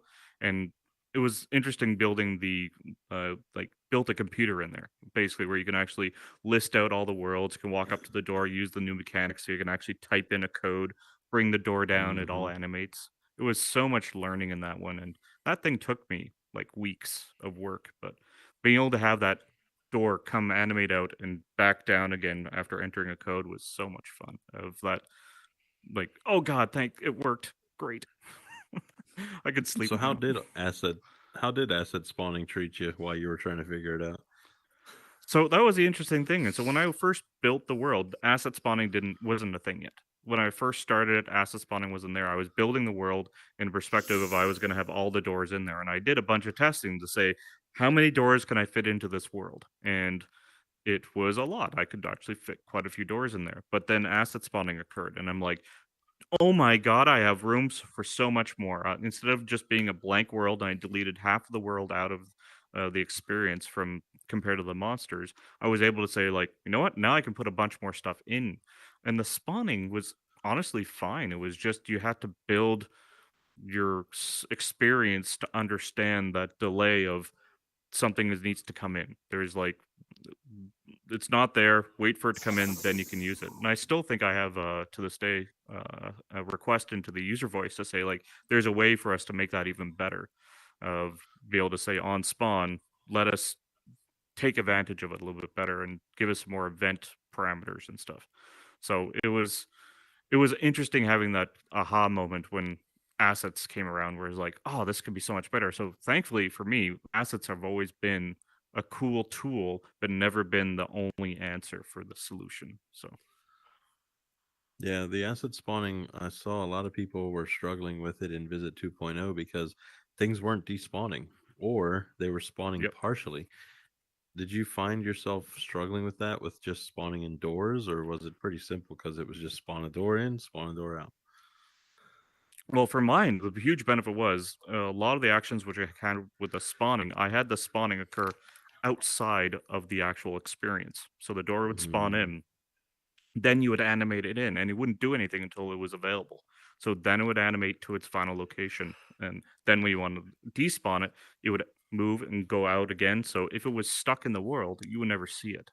So the benefit is you're building the experience around even the glitches as well. So it made it a lot easier. and every door is an object. So if theoretically you had 1,000 objects left over, you'd be spawning doors and they'd just be Yeah, it made stacking things a lot over easier. outside the And world. the doors themselves were not costly. Like at the beginning I was had the door and the whole frame, so there was a cost to that whole door. But then when it was just I had the frame, one frame in the world, and then just simply put a door inside the frame, and then all it is I'm just spawning in a door. So if it end up taking up 15 doors because people are using the world, it didn't cost me anything. It was like minor because instead of maybe having 200 doors in the world all loaded, it is only the 4 doors which are being visible at that time, which made it a lot lighter. So, Yeah. but I'm certain full on that there are other experiences too, which are not going to have that too. I think it 100% is going to be what you build around those kind of things. It's interesting to see what people have done with doors because, obviously I always like to talk about with world tours, we were basically Yeah. just collecting in the beginning. How many doors can we get? And we scattered them all over the world. And then we said, all right, this sucks. Frame rate is just taking a dump. And we're like, all right, let's spread the doors out. So then we made them wider. So we had this Coliseum type uh, what are they called when we went into a monument? And so the inside of the monument was rode up with doors, and then as you walk by, you just hear the door jingling and the visit world popping in and out all the time. And it was like, all right, the frame rate's okay, but now it's the most annoying place to be, so we need to figure something else out. And then, of course, Lakes came up with the door spawner before door spawning existed. He put an Yep. object in a group with the door and then just did move to. And so every time you would cycle through the door, it would move the old one away and bring the new one up. And we were doing that, but you would get like 60 doors and you ran out of capacity. Your entire world was literally just the door spawner. So then he came up Yeah. with Tanzer designing the randomizer. So the randomizer wheel was great because it would just grab a door from the list and it would just pop. Let's pull a door, and it was fun. People would literally load into the world, hit that door randomizer, a door would pop up, and they'd go into it. And I was like, all right, well, I guess it works. People loved it, and It was a cool from experience. It was an there, early one I had too. yeah, You just and then from there, just trying to get enough doors in the world, we decided let's go back to what we were doing, but be creative with the last tours. We used the hexagon, and I don't know what it was doing, but I was in the world with lakes, and we're trying to figure out how we're going to bring doors in, and we had them all kind of in a blank world waiting. And I had a hexagon, and we were just working on that optimization video, and I'm looking at this hexagon and I'm flipping it around and I'm like, what if we put doors on every face of the hexagon and rotate it? Because you're the math guy, you can figure out what's the rotation, divide it by 6 and make sure that it rotates properly every single time, and you'll just see 3 doors, and that way hmm it's only affecting 3 doors in your face and it doesn't cause the frames to tank. And he comes flying over, he's just scooting his way over with the controllers, and he's looking at it and he's like, give me a second. And he goes up into the clouds and he's typing away, and then he comes back down and he stop plugs in burning the bacon. script, and he had his he was like, give me a sound for like a stone or something. So he had the sliding stone door or something. Yeah. And so he puts his trigger in, he's got everything set up, he goes, all right, watch this, and he hits the button, and it just starts rotating one face at a time. And I'm just like, I don't understand how you do this. Like, it took him a matter of minutes up in the clouds to create an entire script to rotate this hexagon, and then we would just throw doors on it and be done with it. And we saved so much in performance in that world by just having 3 of those hexagons rotating 18 doors at a time, and we were able to save a ton of space from putting just doors littered everywhere. Yep. Not to mention, it gives a cool interaction. You're building more than just simply here's a door hub. You're building an experience where you actually make people Hmm. go use them. Imagine checking stats on that. How often someone was rotating those things just to see what's happening in those things as well. Oh Like man, that'd be awesome. achievements cycled ten You've times, Game spun it 500 100 times. times. Just go in there at any point in time, and they're literally just spinning the hexagon. Like, what are you doing? We're like, 70 more. Like, all Yep. right, It was have fun. legit the first thing I always did when I go in there, check out the new worlds, rotate around, see Yeah, what's new. I loved I, it. I think we need a space rock that does the same thing. It'll be a hexagon shape. Spoiler alert. But we need a space rock that'll tumble through those worlds. Um, but that's what I was going to get to about the way that doors have been so creative. We've been kind of just circling around the drain of doors are not the answer. We can't get access to any door we want. We can't put 150 doors in a world. We get to Nope. 100 and frames start to just tank. We can move them 500 meters below the world, but that's causing dynamic capacity to be eaten up. Asset spawning was okay, but you just have that delay of bringing doors up and down, up and down. And so portals has been the strange answer. Just centering the entire world around portals and then encouraging people to just talk about their world and then take a tour to it has been the most beneficial way of people connecting and being like comfortable with talking and then getting traction to their world, and it's been really surprising. Have you had It any was. positive experiences with portals, or have you used them yet? I've used them with actually most recent tours. Actually, that was one of the first places I actually was experienced. Friend actually showed me one of the first ones. I got back on after my vacation. It was the first thing I said, "Show me a portal." It's like I needed it like a drug. Like, show me the new thing. But then seeing it at tours, it just became this. It was that experience where a couple people got up on stage, and all of a sudden there experiences you can go to at that point. Where here are the two portals you could choose from, and you can go whichever one you want, which made sense to you. The only thing I find that I miss out of having standard doors, though, is seeing that there's ability to go back to that same place. Once a portal's gone, it's gone. So anyone who didn't bookmark it or had the ability to actually like save it, then you didn't have the ability to go back to that world. It's gone forever at that point. So if you had the ability to say like go to, hide, or save, there'll be a lot better Hmm. of experience. Also, you can't see if you want to go find people to work with. You can't see that little green icon saying there's X people in the world. as well. That's also the other Mhm. social dynamic you lose out of that too. It's great for the experience here to interact with people here, but if you're trying to find those experiences that are popular, you don't have that same option. So I think one of the things tours still gives you is that ability to have a curated experience. It's not just simply here's every single door we ever have. Here is some doors which are relevant now, and here are the reasons for it as well. It's actually funny you say that because one of the things that we were talking about with the arcade world is that there was a bunch of new games in there. There were tons of worlds that are now easy to cycle through, but there's a big number of worlds that are broken, and it's because they're not, connecting with all of the creators. There were creators that had no idea their doors were in there, including my Street Hoops basketball. I had no idea it was in there until somebody showed it to me, Hmm. and I went cycling through worlds, and we actually took a few of those worlds out of tours before we redesigned it because the creator came to me and they were like, "Look, it's completely broken. Don't take people there this week." And we were like, "No problem." So we removed it. And when we went to the arcade that very first week, I was like, "Wow, there's a bunch of worlds in here that we were literally talking to the creator about just the other day that they're broken. You can't even play them." And that's kind of the thing about with tours is that it's always a very personable, curated experience from actual world creators who are, we know them. We've been to their worlds. We've talked with them. We've taken part in understanding a little bit more behind the scenes of what they built, and really understanding like what went into that world as opposed to just a random selection of worlds that we said, hey, go check out these 10 worlds. We did that in the very, very beginning, and we realized that Yeah. that was the wrong approach. I mean, we You can had get lost easy really ways to quickly. just pull from a list. Right. Yeah. Yeah. You go to one of these big worlds. The first one comes like there's that Bob's one which has all the it looks like the Wizard of Oz, and it's just Oh, hallways and Marks. hallways. It's Mark's one, yeah, Mark's world tour kind of thing, and but it's a cool experience. It's Yeah, the awesome looking, Creators and he has Hub. a bunch of featured stuff. But at one point, you're just walking down a hallway of doors, and you have a hard time deciding what you're doing. It's not always the best experience. Sometimes that curation really does make a difference.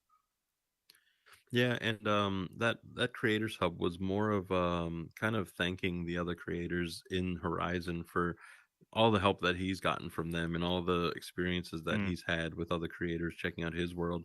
I think some of my worlds are in there in one part of there, but it was definitely more of a thank you to all the creators. And leading up to the Emerald Castle was the smaller experiences of his other worlds.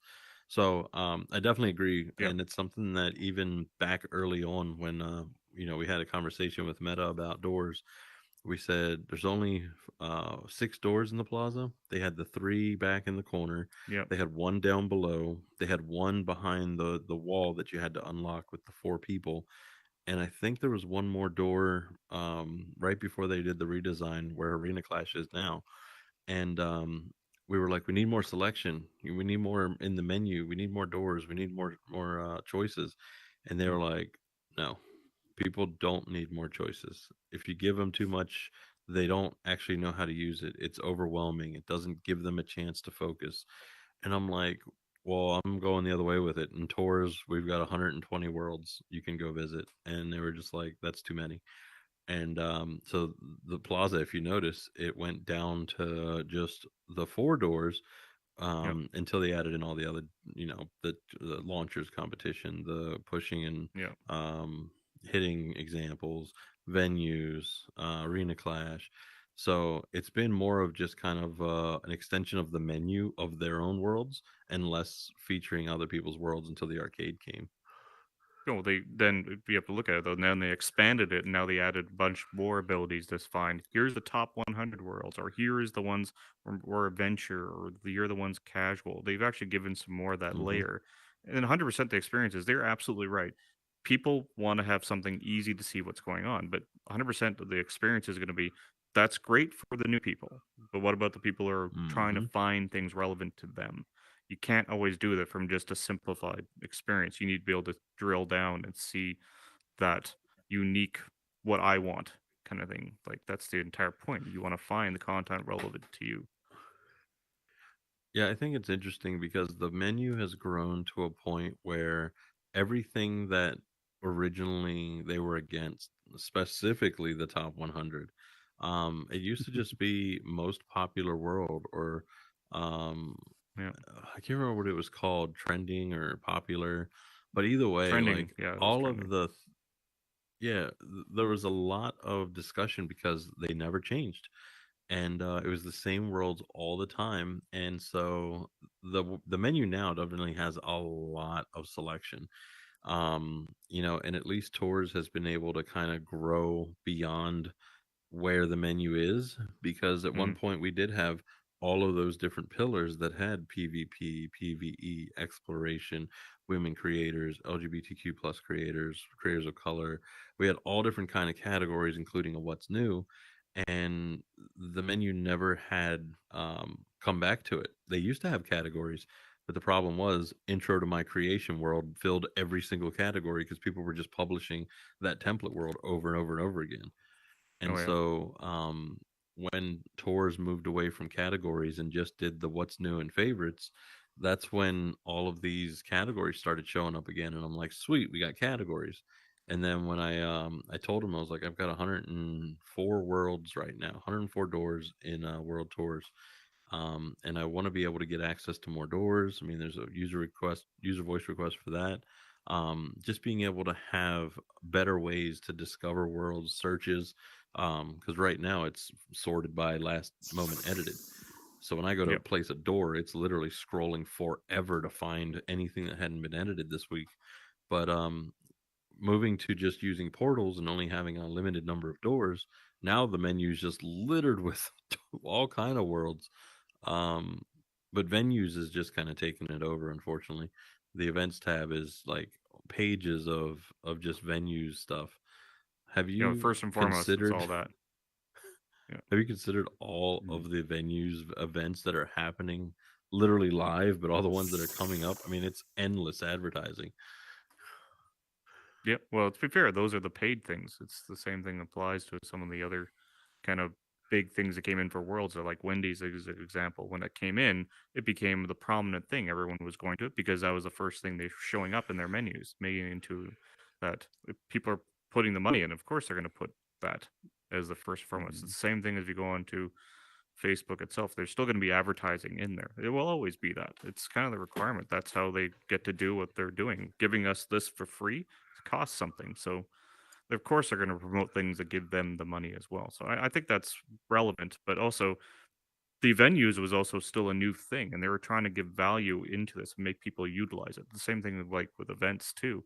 When it was first coming out, it was they were trying to figure out how this fit into the overall scope and build that social thing. It's amazing. You can actually in here go to a completely different world and go watch a movie or something like that, or go watch a concert with the same people you're in the same room with. It's awesome to be able to do something like that, but not for everyone. And right now they're still in the kick of it's the thing that everyone wants. It's the new. Please, please go to it, kind of thing.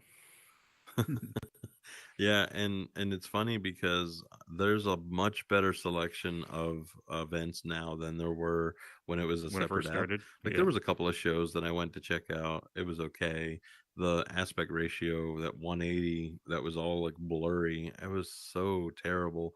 I'm glad that it's now much more watchable. Some of them just have the screens that are like 4K, like nice and crisp.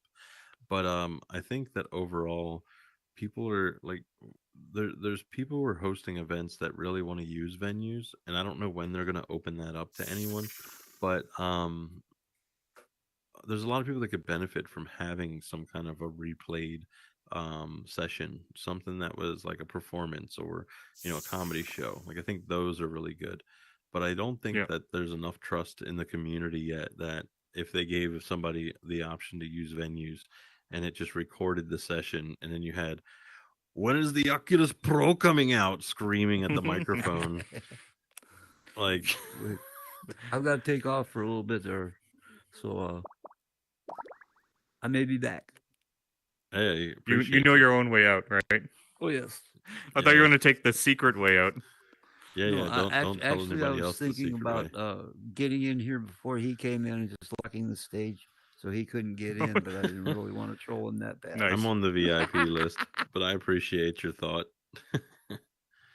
Speaking of list, this list does not actually work, so I need a better scripter. Can you grab this? Because that would be the icing on the cake if you could grab it.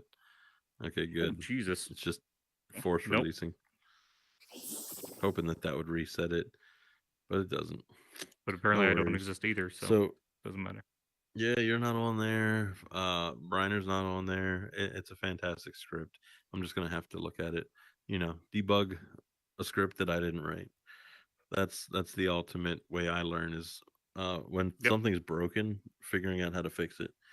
In my professional life before IT project manager, I was doing net admin stuff, and the company that I worked for had like literally no budget, just unlimited expenses, and we built data centers and just bought the newest everything and the most expensive everything, and doing case studies for I've done that. Yeah. Microsoft, and it was like nerd heaven.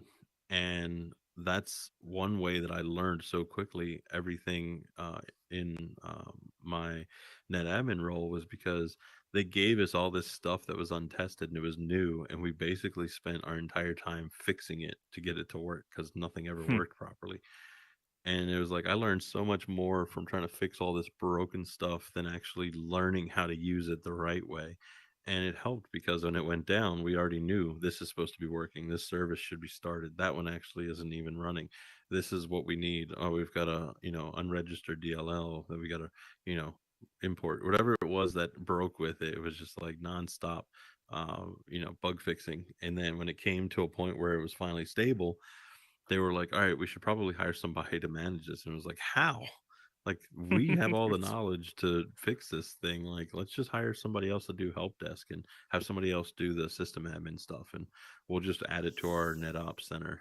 So it was like, in here, we've been testing this for like the last year and a Yep. half. And we're the experts of this place now because we've spent so much time debugging it.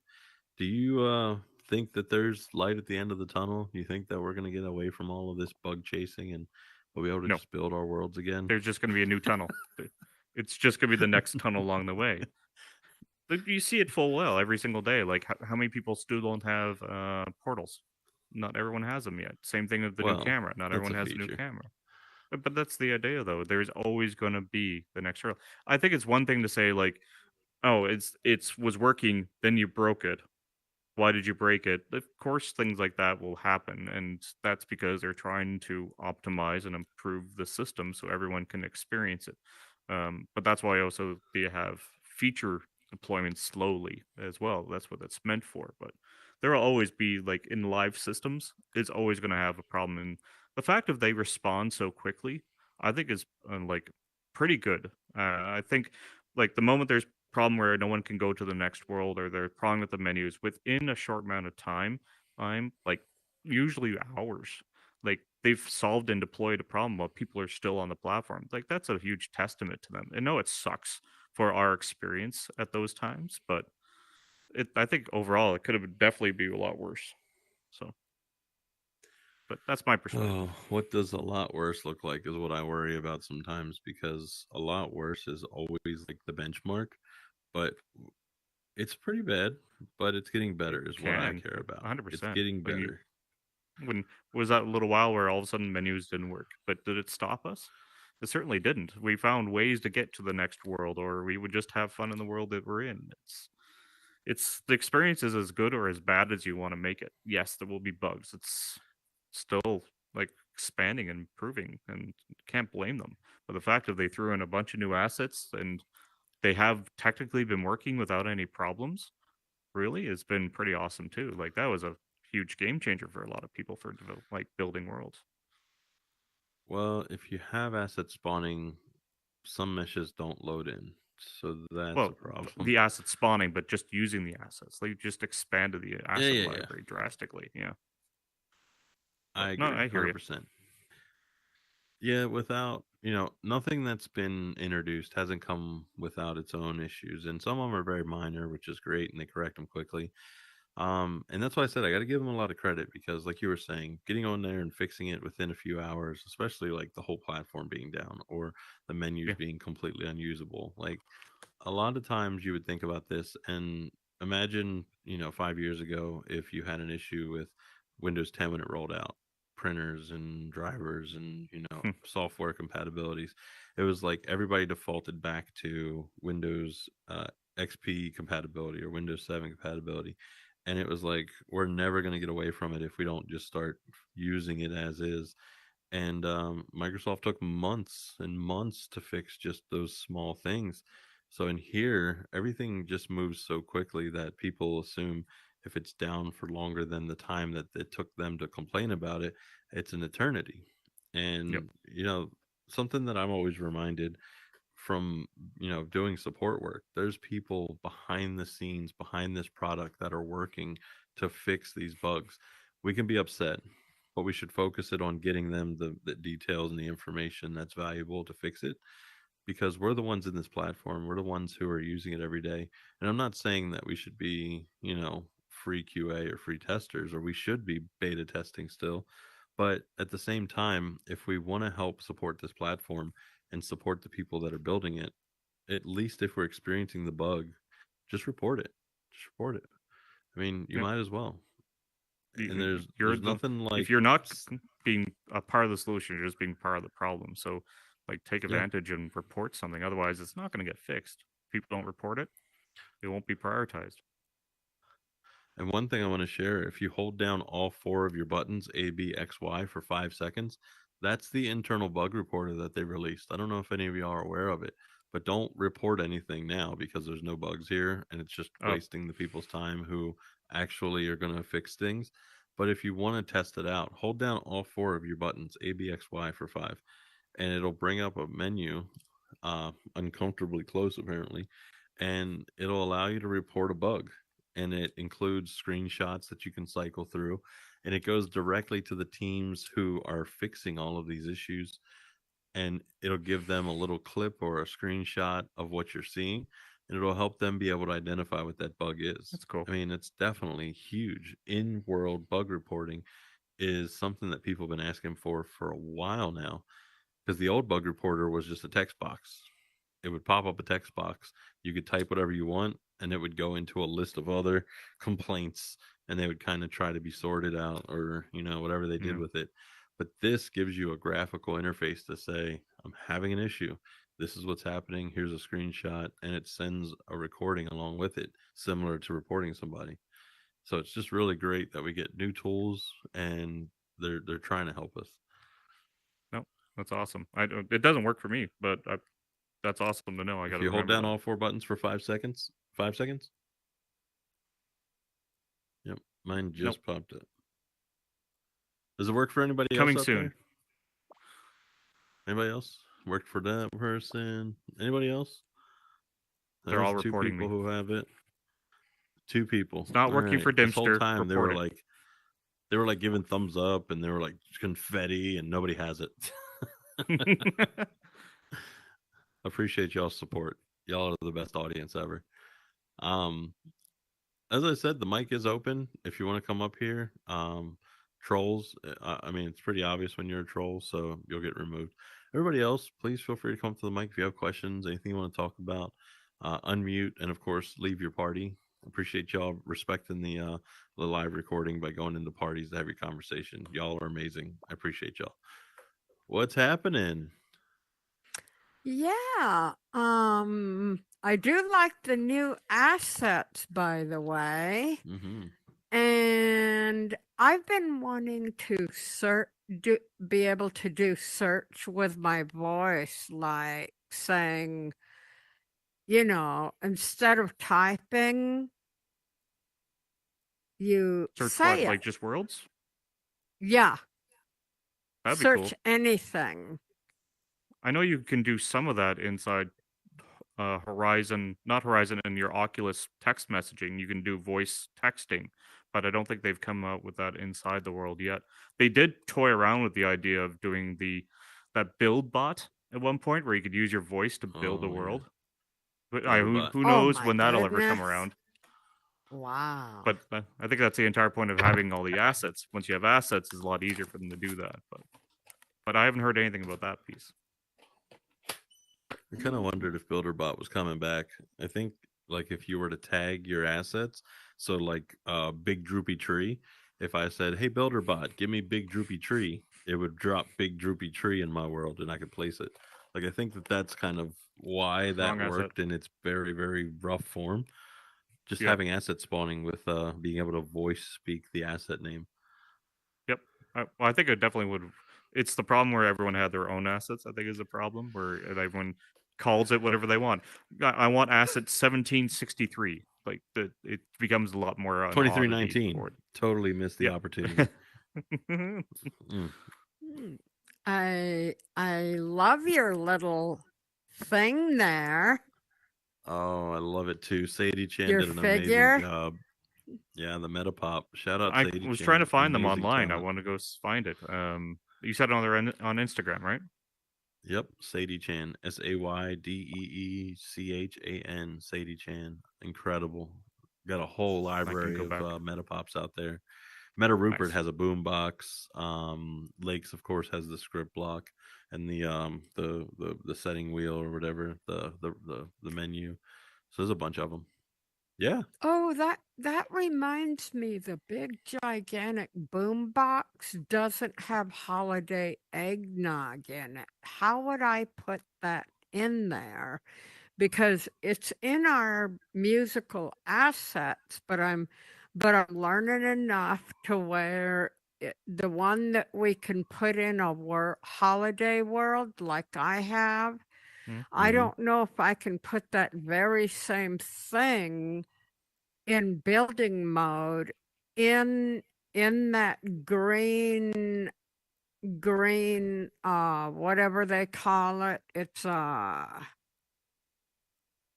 It's that green clear square. What do they call it? Mm-hmm. Oh, the trigger? You're And saying the boombox? You mean the one yeah, from the trigger. asset Thank library? you. Oh, And have okay. yeah, and have it, you know, go through the music, and then holiday eggnog would be there. Well, if you're So I using think the that asset one, yeah, go ahead, sir. yeah. No, good. That's what I Um, was saying. if you're using the one from the asset library, what you can do is there's already the pre-existing music. What you just simply do is have to take the one you don't want out. You bring the new one in, and then in this the object, you simply have to relink it. There's some great tutorials online about how to do that as well. Not to mention, if you come to one of the world tours, Lakes is usually there, and he might be able to answer some questions specifically about that as well. That's every Wednesday, Yeah, so I because would recommend that. I'd like to put the holiday eggnog in that, because I'm creating a country world, and I noticed that holiday eggnog, I went through all the songs, and holiday eggnog isn't in there. And if you want to just have a holiday party around December, holiday eggnog isn't in there. No, it's the perfect time of year coming up. Yeah. Well, Halloween's first, but soon. Spooky season wins. Then Santa's it's soon. holiday time. Yep. No, that's cool. Ye- I would definitely recommend checking that out if you're not comfortable with scripting. Yeah, come in on Wednesday, ask some links to give you some pointers. Or there's the Creators Academy, or there's lots of learning worlds as well. You could probably check out too, just Yeah, to get I stepping stones. also If you need support, sorry, go ahead. mhm. I want to thank everybody for all they do for Horizon. There's some pretty good super builders in here. And Absolutely. recently we lost one, and I created a memorial world, and I wasn't going to stop until I got it perfect. And No, everybody yeah. that loves Tito, that's a place for them to go to, anytime they want to talk and stuff, and just even sit there. And Mm-hmm. earlier this morning, a lady helped me she gave me a bunch of wings in there. Now they can go in there and fly, Oh Nice. wow. No, I and appreciate I you doing that wanted kind to of make it effort. perfect for Yeah. everybody that loves Tito. No, it was Yeah, nice of shout you. I out. And think it's respectful. Yes. Yeah. It's And that's unfortunate why I'm that we lost someone. dressed the way I am in memory of Tito. Yeah, there's a few. I will say, shout out to everybody who's been supporting all of Tito's worlds, everything that Tito's done, the impact that Tito had on a lot of the creators. I unfortunately only had a chance to meet Tito once. I've had just some interaction in the Facebook group, but I've seen how the community came together for his passing, and I'm just so grateful that this community just is so supportive of not just those who've lost, but also each other who are going through real pain. I mean, these are friendships that we're creating. These aren't just, hey, Avatar is no longer online anymore, like Xbox Live days. Yep, I haven't seen so and so. Maybe Yeah. he moved or lost his internet or his mom took his internet away. But like in here, it's like somebody actually was taken from the community, and that just completely speaks volumes to the people that are in here. So shout out to all of y'all who have been supporting Tito, supporting Tito's world, and who've been putting together some amazing spaces. The Paradise Beach Club, the Paradise Beach Resort, the Memorial World, the headstone that was put together by the creator of Death Coffee. I mean, there's been so much support, events, spaces where you can go and talk if you need any kind of grief counseling. It's just like all of this support is just phenomenal, and I'm just so grateful to be in this community that is looking out for each other. So seriously, shout out to all of y'all. Yeah. Thank you. And mine that created, and I did get some help, and there's some new stuff in there. As of earlier this evening, it's called In Memory. Yep. In loving memory of Tito, and of course his last Cute. name. And, I had to do it. I met the gentleman once, and he's a beautiful human being. No, Yeah, that's definitely. awesome.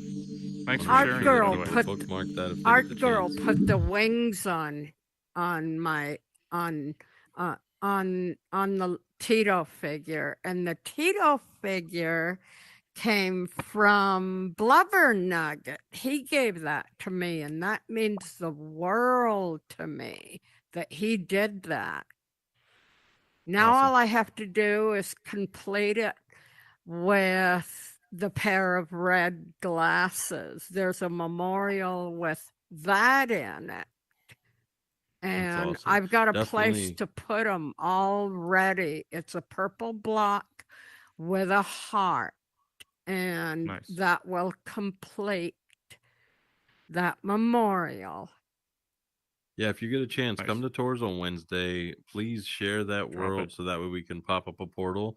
If y'all can make it, please come on Wednesday. We would love to have y'all. It's 8 o'clock Eastern, 5 Pacific every Wednesday.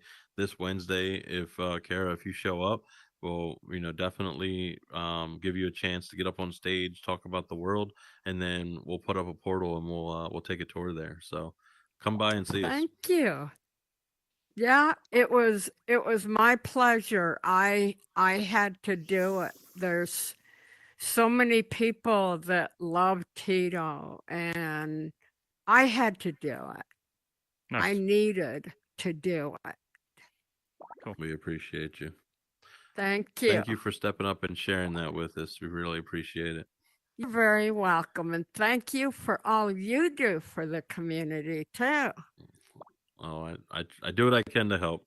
Do what I can to help. Thank you. Yeah, but you're doing an awful lot. You've got, Mm. you take people on tours, you do an awful lot for the community. I And I appreciate love and that. appreciate you too. I appreciate you. Yeah. I think Jim Gale is blocking. You have to run past him around to get out because Running there's a start. wall there. Yeah, Like linebacker. just run backwards. Don't want to Oh bump boy. into him. Yeah, he's gone. Okay. Just try and jump and get away from him. Yeah, I wonder if are you on here? Maybe I can send you. Nope, of course not. There's even less people on this list. His list is useless. You can always All right. swap to teleport and use teleport to get past them if you really want to as well. Yep, that's an option. So if Jim decides to come back and has a question, by all means. Otherwise, if you do have a question, you want to come up on stage, you want to come up to the mic, you want to say anything, would love to have you. Um, but Dimster, we didn't get a chance to really kind of dive into any of your other worlds. I really wanted to talk about Labyrinth, and of Hmm. course, a little bit more about how Doors Inc. Was kind of the evolution of your uh, your Monsters Inc. door and Yep. the asset spawning. So, Labyrinth. When I first went there, I was really kind of not sure what to expect. I hadn't seen the movie in my entire lifetime, it feels like. And when I went there, I felt like I was teleported back to watching it with my older brother and hoping that I would see, like David Bowie up in up at the castle. Like I really Spinning some wanted like balls. Yeah. yeah, right. So it was like really, really well done. But tell me about that world build. Like Yeah, again, one of those things. If anyone ever seen any of my worlds, it's always about the experience and building that kind of nostalgia. That one was interesting because I had this when I started it. All I had was a thought of starting from the beginning, and which was the endless just hallway. And I thought start with something, and just I built that. The maze itself was pretty quick. Like when I built the maze, it was just simply block down, block down, block down, sure, that works.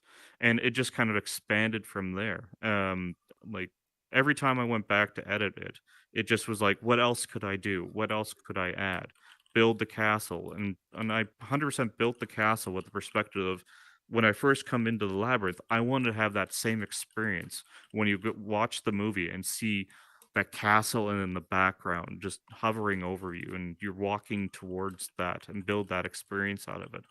I thought that was really fun. Like, and again, it was one of those worlds I was hard set up on limits and about what I can do. And it was when I hit the point where I was trying to come up with a cool way of having it end. Because you walk up to this giant castle, which is just primitive objects, and you can't really build a nice experience to walk into it. I was trying to find a nice way to say, here's the end. And that's when I built the staircase room. There's a word for it. There's an old painting, I believe, which was based upon for the movie. But building that simple experience inside there just really just made it into this like adventure you'll go on, but also expanding it past that. Like when I first published the world, majority of the people that went there were not in there for just the go experience the world. They just go through the world really quickly. I had put into the world like a level at the very top, so when you finished it, you could walk across the whole mm-hmm. world and watch people kind of solve the labyrinth and help them. I would just go back and just help guide people, and it was just people would just hang out.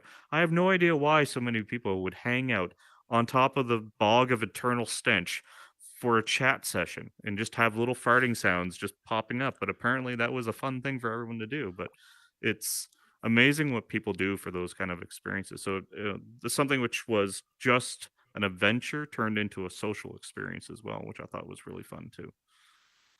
Yeah, I unfortunately didn't have anybody in there helping me through the swamp. Like I was literally falling through the world thinking to myself, I know this, I can do this, and hopping Yeah. straight through the other side. Like having the ability to go up over top of it afterwards. Unfortunately, nobody joined either until when I went to leave, somebody was at the very beginning and just trying to Yep. get them to go through the wall. It was like just push along the wall, and they're going like this. The Like entire way no, along.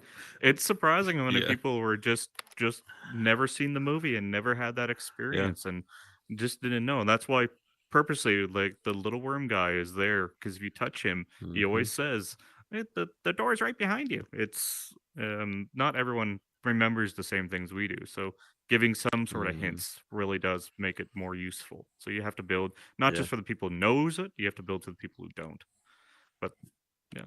Equally, some people never got past the first part of the maze and never saw yeah. the rest of experience, which is I find humorous as well that you missed out half of it. I came across a video someone actually did a review of the world, and it just went out there. This was so much fun, and they were in like the first part of the maze. They were like, "You missed a lot."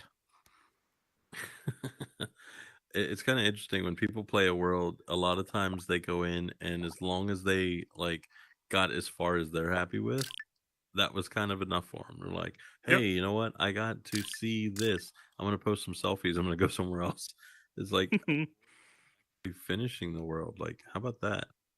And it was great to be able to experience Labyrinth because there was a lot of detail that went into it that I didn't expect. Um, and just just being in there, listening to the music, it really does kind of take you back to, like I said, the nostalgia. Did you did you worry that putting that music in there was going to be a problem, or was it kind of like you had to have that in order to get that real immersion of feeling like you're in the movie? I 100% required it. Like to have the experience, I needed it. And to this day, I'm still wondering whether or not it will ever come down. But I purposely chose music as well when I put it in, where I would put in ones which were like variations of the song. But Hmm. for the experience, you kind of absolutely require it. It's David Bowie. You need David Bowie to experience Labyrinth. And I also purposely put it at the very beginning. It's a tribute, and I want people to understand Yeah, that if it comes down, it has to be taken down, so be it. But having that for people who do appreciate that, it really does add that extra level to the experience. So at one point, I might be told to, but until then, it gives it a something that people like myself can really enjoy. So, and if it does come down, then maybe I'll just simply replace it with karaoke versions and see if that will be fine there too. you go. Yeah. Yeah, I always wonder, like, when people report worlds now, is it actually getting reported because like something valid's in there, or is it some kind of AI after so many reports just taking a world down or giving people warnings? Like, I see like on Facebook, I had an alert from one of my groups I'm in. 5 years ago, somebody had made a comment that went against cybersecurity, so the comment was removed, and I'm like, No, yeah. what? 5 years ago? It won't show me the comment either, so I have no idea what it was or even should I be concerned.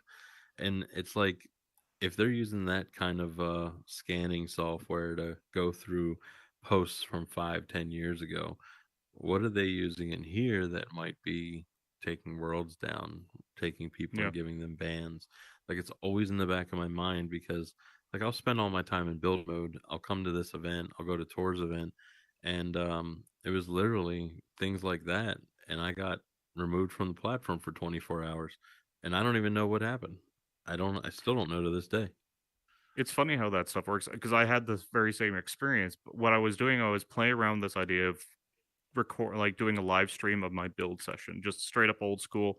Watch me build, watch me fail, basically. So I would record, do a live session. It would be recording and being shown on Facebook as just a live stream. And then afterwards, every single time, I would suddenly show up and like, you got copyrighted. You got copyrighted. And I'm like, for what? Yeah. I'm on Facebook's platform doing the music from Facebook on their own system and like no you got a copyright and it was really odd too because half of them were like I got on one video like 15 different copyrights from different songs at this time it was different song this time was a different song and then you would go back and watch the video and where they were all saying I had copyrighted it was me talking it was legit me just saying words at those points I'm like I must sound like 15 different songs for some reason. I don't know why. But that software can be useful as a tool, but it's not necessarily the solution for everything. They still need to validate these things. And yeah, Yeah, I that's mean, my annoyance Admin with it. Assist was a good tool for groups. It was definitely helpful, but then they took it a step further. So now all groups that are public, anybody can comment, anybody can, share pictures and start events and polls. And so I can't tell you how many times I've gone into my groups and just redid all of the permissions and stopped people from posting unless they're part of the group and having post approval turned on. And if people want to participate, because now they're participators, and then turning off anonymous posting, which also blows my mind. Anonymous posting, and it was just like so many things that I don't know where the benefits are, and so I worry that we're going to get to that point in here where it's like turning on all these features that I have no idea how to manage that in my own world. Like if we were at the ability for everybody here to just like I don't know, turn off scripts or I don't know something random. Like it Yeah. just doesn't make sense for a Facebook group. So I know when it comes here, it's going to be more of the same. Yeah, if you look at anything to do with the permissions of Facebook in any portion, it's yeah, thank God it's simple here. It's go to your settings. I got teleport on and off. But I do understand the Yeah, nuances, a couple of them. Like the Babel feature. I feel like that's a really cool feature for a lot of people because they don't want to be pressured into different things or be able to have that boundary because people get worried about being like let's be very you can still get claustrophobic in here for some people. So there are those quality of life ones, but then the nuance of saying turn off a script, then you're changing you know, experiences as well. that just made me think of something, and I'm so Mm. glad that you just said it because I didn't even consider this. So when I'm live streaming, Oculus Stream 410 over here isn't friends with all my guests on the show. So let's say you had garbled voices turned on for non-friends. The Mm. entire live stream would be me talking to yum yum yum yum yum yum yum yum for What's four it, Charlie hours. Brown? Like all the adults, wah wah wah. Yeah, Right. So now I need to double check for the sound check that the person on stage is actually being heard because if somebody joins as a guest with garbled voices, I could literally have an entire live stream and not know it if I didn't double check the voices. So, hey, that's super. right, because Keep that in it's mind different too if for you. somebody turns on garbled voices. Yeah, because if they were your friend, then it would be ungarbled, right? So yeah, Right. But for the stream, I mean, I don't have any friends on the stream because it's just when I need to go and get my stream into a world and join on somebody, I don't want to scroll through 100, 200, 500 people. I need to be able to get the stream into another world right away, especially if it crashes, because we've had that in the past. So, yeah. I don't. You rely on other people to tell you whether or not, like, oh yeah, that's not working. So so, yeah, because so far, no garbled voices out of you because I can hear or you on the or stream. I could have been garbled the entire time. That's usually how I sound anyway to most of my friends. That's funny. And the thing is, there's two different garbled voices that I've heard because one of Oh them is really? that like weird chewing meow meow noise, and then there's another one, and I don't know how to even make it. But so there's two that I've heard. There might be more. I I don't haven't think heard they're anyone like with a gender garble. if anything. Really? Yeah, Oh maybe man, maybe it if you just get a pitch chance. shifts your actual voice or something like that. You Well, just it's end like up the being whole time it just literally says yum yum yum yum yum yum yum yum. that's Yum very yum yum disturbing. the whole time. Yeah, it's so weird. But the other one is I don't know what the sound is because that's the one that's always been stuck in my head. But either way, it was just something that I thought of right then and there when you were talking about garbled voices. I was like, oh crap, I need to make sure that whoever's on stage doesn't have Yep. it set up because literally everything being heard would be garbled voices. It's So like the old mic check, check, check, check, garble, garble. absolutely. Pernora thanked me, but left. Thanks for the thanks, Yeah, I got Pernora, one too. wherever you Thank are. you. Awesome. Um, so Connect. I want to talk to you about Connect because Connect's Yes, coming. I'm gonna Things go you do blue. and don't want to see. Gotta hear it. Gotta hear it. I want I'm to blue too. see obviously the Cheap headset. the next headset. Can't afford it, but I want it. That's the automatic. Obviously plan. I don't know how much they'll give away on plans. They'll probably be very vague on certain things, but I think next headset is the obvious one because obviously to like creators and stuff like that. Like this thing is great, but there could definitely be improvements, especially when we think about like editing and stuff like that. The more editing I do, the more limitations I hit with the headset. Where it would be a lot nicer if you can simply have a little bit more power. I would love to hear about what's coming next. If they can give us some Mm-hmm. highlights of where they're going to go with some of the features, or understand some more of the social. Because let's be fair, I think it was earlier they were talking about like the home environment and build out this one experience. Having the new Meta account, 100% leads us to the mentality of we could just simply have one experience at that point, where you simply log in and then you can actually access your friends, play a game, go to a venue, go to a world, but also, Followers. yeah, or also just have your like the apartment was the stepping stone, but having your own starting space, your own that you build, I think would be amazing because it's one thing to say I have the floating island, I have the apartment, but having a space which is relevant to you when you first join, I think is a huge starting point because it'll take you to that. This is your world then. It's your Hmm. experience. You know, everything that's been released in my memory of this place has been, once it's been released, an entire list of reasons why they hate it and something else. And a lot of times it's justified. It's Yep. released and it's not what was asked for or not something that we could use. But with the home space, that's now the personal space that was called the Horizon Home, Yep. not confusing at all. Our new personal space for those who have it, um, yeah, it definitely doesn't match like the vibe of most anyone in Horizon Worlds. Like no one Nope. would have built that. But I'm I gonna do play the like the ring fact, game. right. Yep. So I do like the fact that it's at least a central hangout spot before you go somewhere. Trying to coordinate while you're already in a world, usually if you're in your lamppost personal space, people couldn't send you invites, and that No. was Yeah. annoying. So you would go to the plaza or go to a world, and as soon as you got there, people would join on you. And so with the home space, at least, you are the only person that can invite people. So I do like the fact that I have a place that I can start and I can invite people to it, organize, get in a party, or just get people together to throw a portal out and just go world hopping. But I think the biggest problem with the personal space now is that it's a space that no one is comfortable in. It doesn't fit what they want. So Yep. you have the outside hangout spot with a tree with apples you can collect, a fire, or you go inside and there's a couple couches, or there's an upstairs that has the awkward chairs that are high tops that you stand on. So you're basically like this, standing on your high top chairs in your Socializing.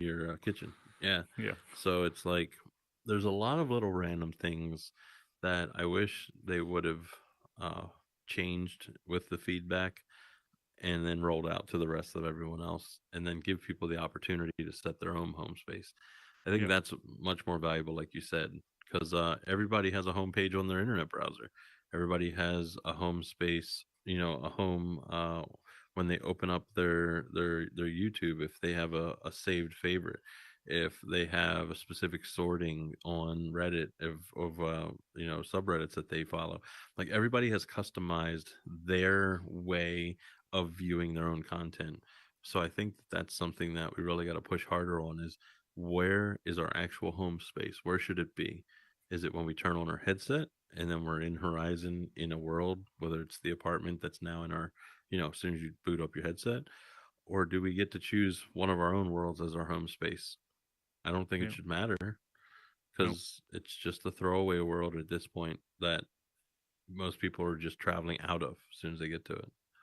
Yeah, there's 100% string. Oh, not to mention you do have a mirror, which is kind of nice to see if you're in the look you want. I don't know if it's was something with the PC version or not, but you can actually edit your avatars in Horizon as well, which was a kind of nice change as well because you just had to jump out of the Horizon just to actually change your avatar.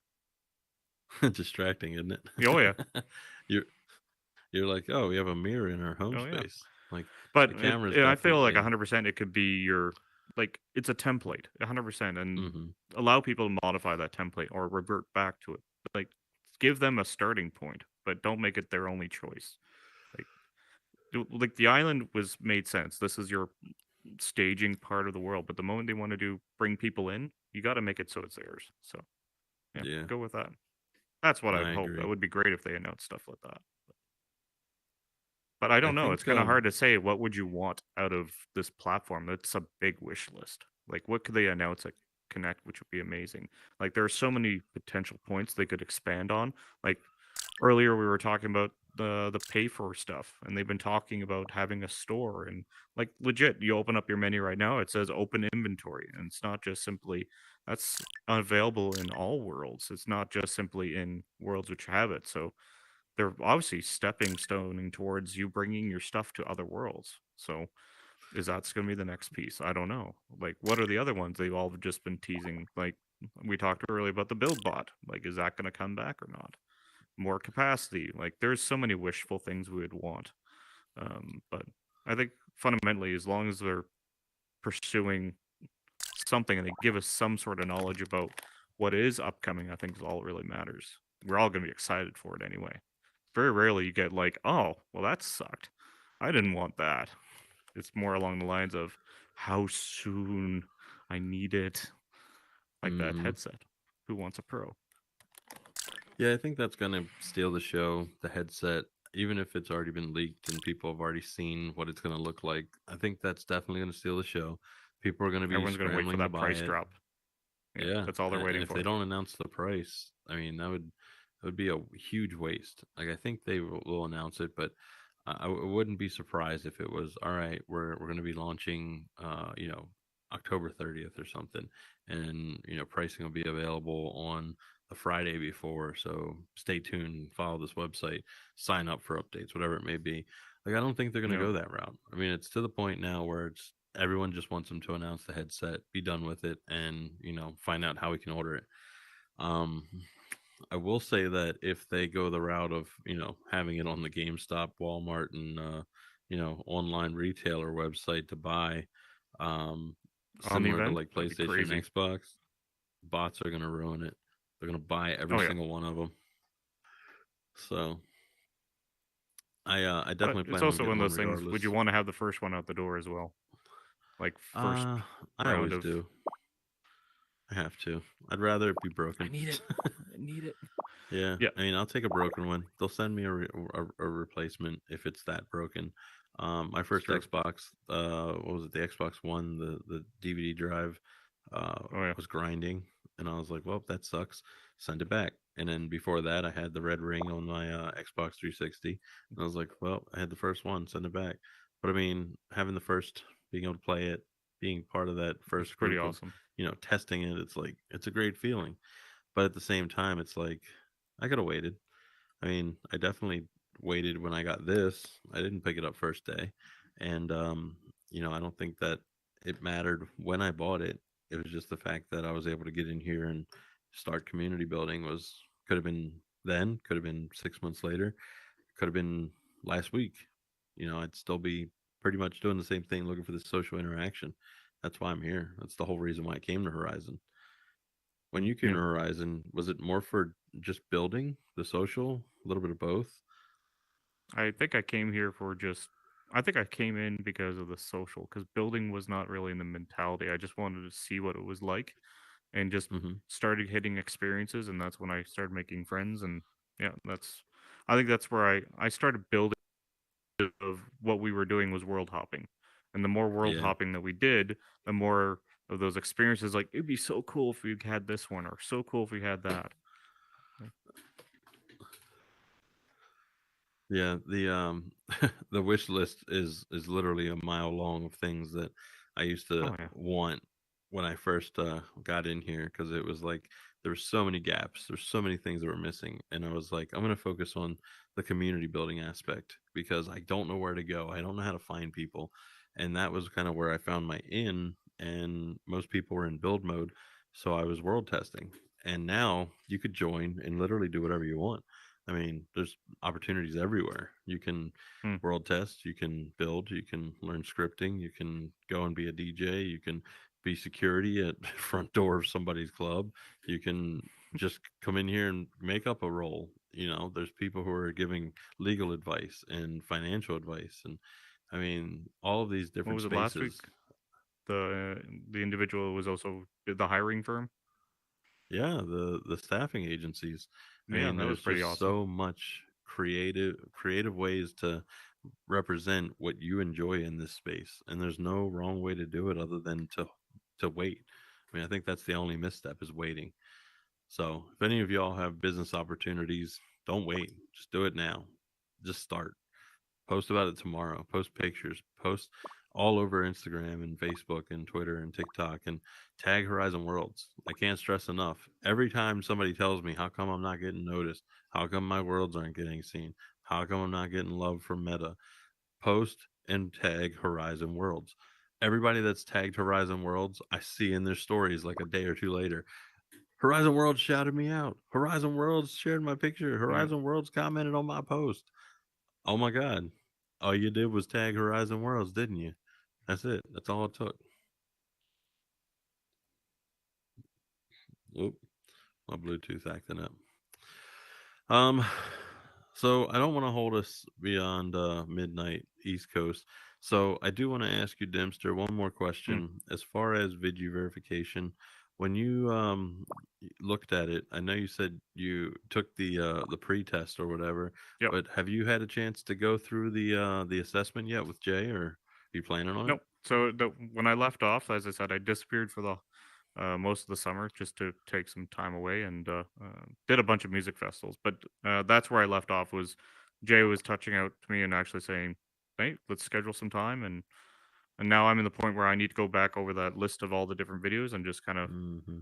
give myself some more knowledge and get myself prepared for it. So that way, when I go into it, I know exactly what I need to do. So but I'm in the neck. Yeah, I'm in the middle phase of it right now. Looking nice. forward to trying Yeah, it. and the reason I ask is because I've done a few assessments myself, because there'd been such a huge influx of applicants that wanted to get the world checked out and people who Mm, wanted to take part in some projects that we're working on.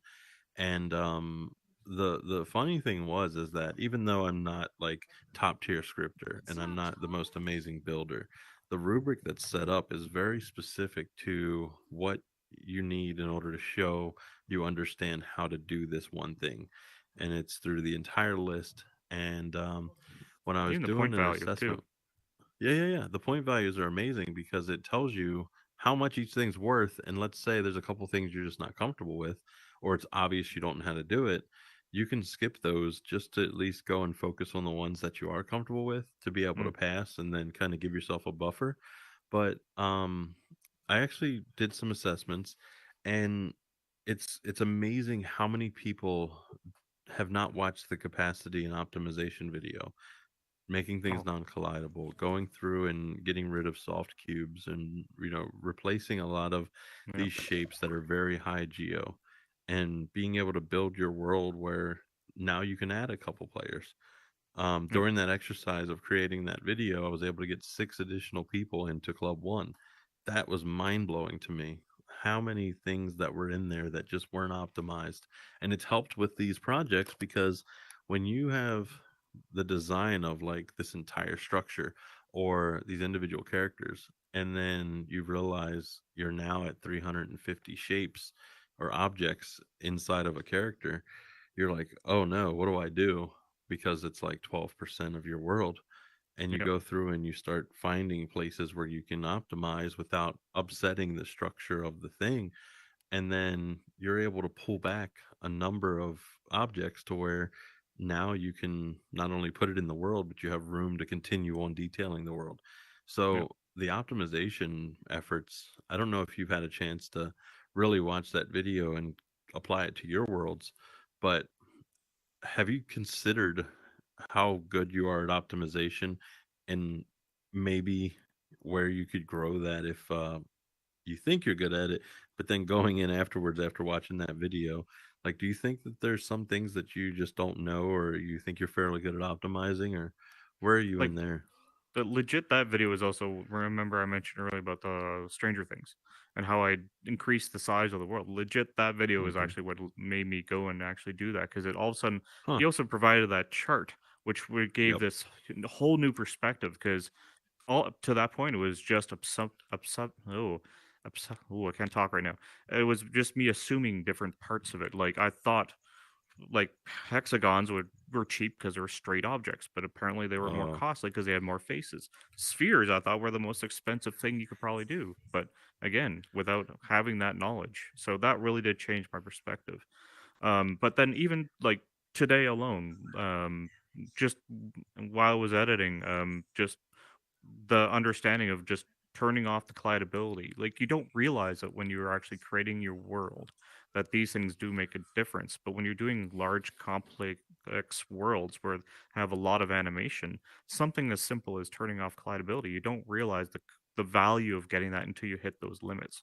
It's like that yep. first world you build and you hit that object limit really fast. Like Oh, that's yeah. the first one everyone has that experience with. You hit 100% object requirement. You're like, how do I fit more objects in here? You simplify and you think about new ways of doing it. Take advantage of text objects or doing different ways of putting the objects around. Like there's so many different ways, but that next thing along the lines, complexity or the simulation.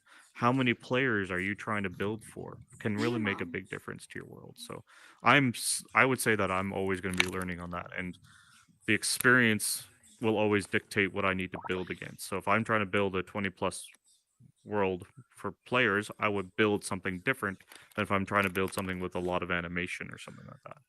It would be a completely different way of building, and I would learn based upon what I need to build for that specific world. The Then, the interesting thing is in that documentation that came along with the video, if you look at that graph for mm, player count from 8 players up to I think it's 12 or 15, somewhere in there, it's a sharp jump. And then everything yeah, after that is really like 1 to 2% incremental up to 32 players. And we thought that by getting 32 players from 10, we were going to get all this extra capacity out of it, because now if we were to roll back from 32 to 20, well, that's obviously like 60% more stuff that we get back, right? yeah, And it's not the case at all. You're literally rolling back like 8% of your entire capacity, where before it was this massive jump all the way up to 95% of your simulation and animation by having 20 players. When you had 32 players, you have 95%. I think it actually dropped down to like 90 something or 87. yeah. Um, you realistically lose all of your initial simulation animation, that first 12 to 15 players, and then from there it's a very small jump. um, I wonder if that's something that with improvements they'll flatten that curve a little bit to where it's not so drastic, or maybe it's Yeah. because it's supposed to be that drastic because they're not accounting for the first 4 players in the world. Because if you drop it down to 4 players, everything's zeros. You get It'd one be zero interesting if zero they do that. zero. I think a lot of it also has to do with the learning of how to reuse the same thing, or making so you're not adding the same thing to 20 different things as well. So Mm-hmm. just add it to one and let them all utilize that same script as well. There's a lot of things you can do. Like scripting is still, it's always going to be a learning process. Right. Well, Dempster, I think we should wrap. We're at midnight. I would like you to shout out if there's anyone that you want to shout out that's helped you along the way, anybody who you've collaborated with, people that have inspired you, helped you, whatever it may be. Shout them out to the live stream, and then of course where they can find you. No, yeah. So I want to thank, like, obviously some of the people in the audience, like Taka, Kate. You guys have been good friends along the way. This has been awesome. You guys have, we've done some cool world hopping. We've definitely found some good and bad things in this place as well, which has been great.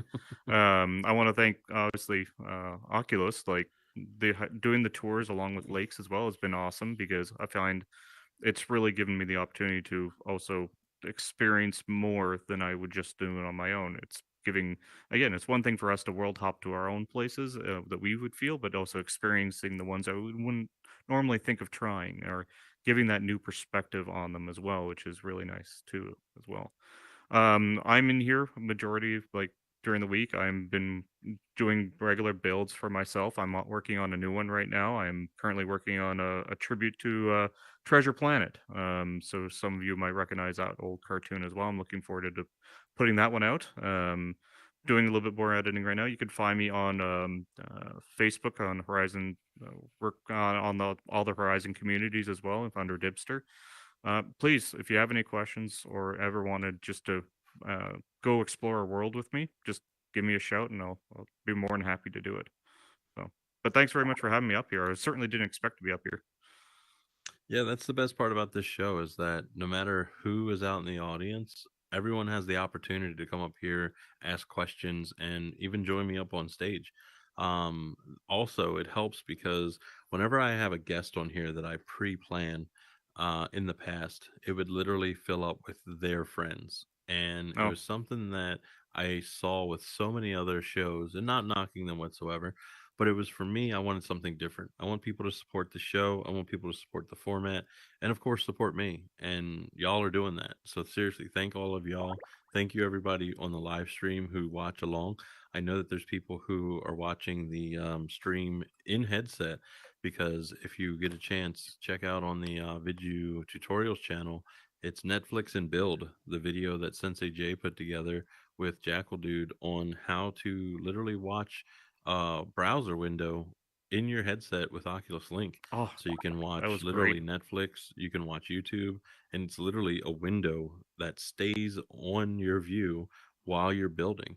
And so many people have told me that they're actually using that during this show because they get a chance to build, they get a chance to listen into the show, and then when they're done, they'll come join us. So it's really great to know that people are using all of these tips that, Vidu's put together, Lakes has put together, Sensei J has been putting together, and just the people that have been collaborating with Vidu have just all been doing amazing work.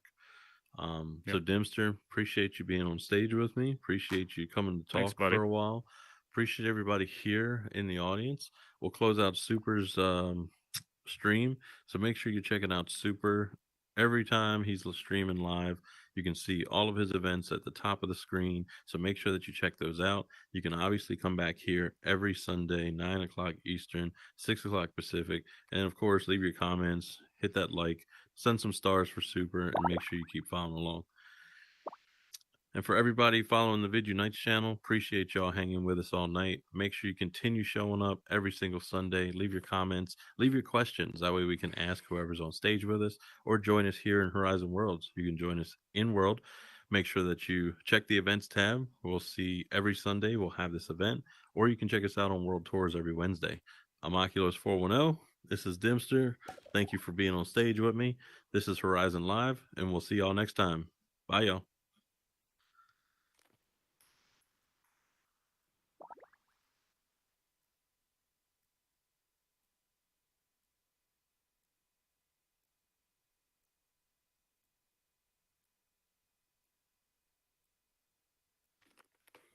All right, just ended the stream. If y'all want to come up on stage, oh, Dempster ran away. If y'all want to come up on stage, we're gonna get some selfies. Dempster, come back up on stage. The side entrance is open, so come on over. We're gonna get some selfies. Just walk through that stage entrance and then hop on up. I have to drink the coffee.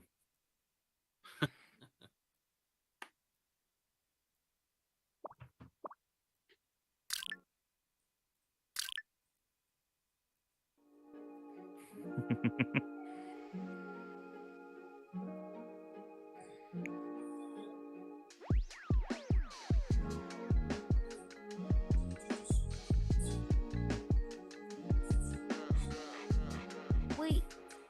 Oh, you're the host.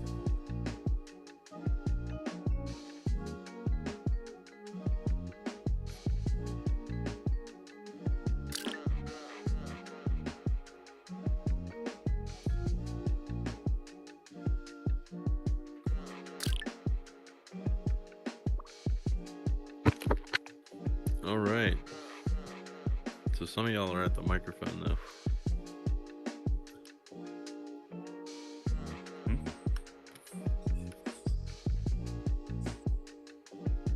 So come on up to the side, stage entrance. We're gonna come up on stage and we're gonna take selfies. The host. Yep, follow H. Briner. H. Briner's got it. Go right over to where H. Briner is. You can hop up on stage.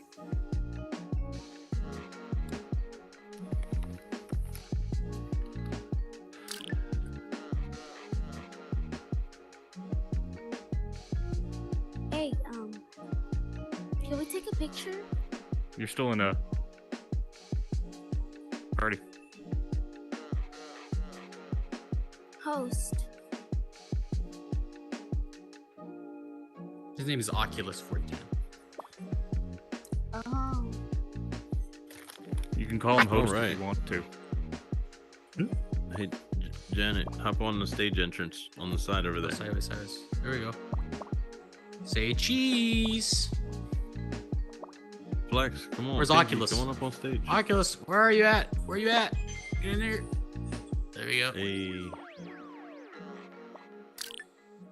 Hey. Perfect. Totally left Camera Oculus. is legit. Can I think Flex was in the back. Flex. No, Flex was there. Oculus, can you put Wait, am I muted? No, I'm not muted. I hear you. Oh, I'm putting this right in your way. I'm sorry. See if I can't get everybody in here. Floating head.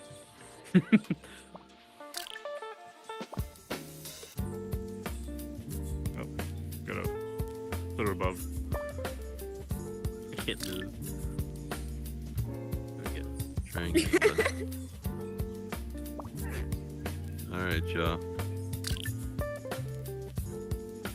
Try and slide a little bit out the way. Hey. Let me bring it a little closer. Somebody's camera's floating up top, though. Yep, got rid of it. There we go. Alright.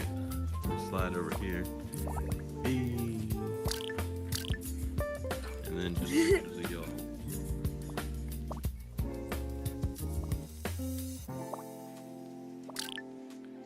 You double fisting?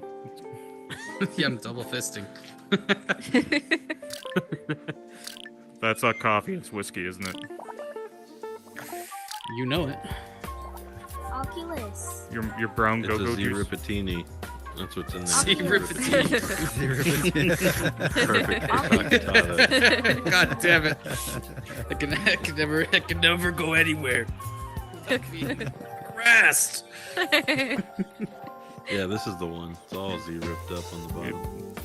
Oh, It's, I see it. The coffee's been That's sitting why. there That's so why long I was it's seeping gravitating through. to it. Yeah. Dude, Nice. Give me So coffee. Taka wants a Z-rippatini. I need energy. Or a Just gulp it all Z-rippuccino, I down. don't know, whichever you want to call it.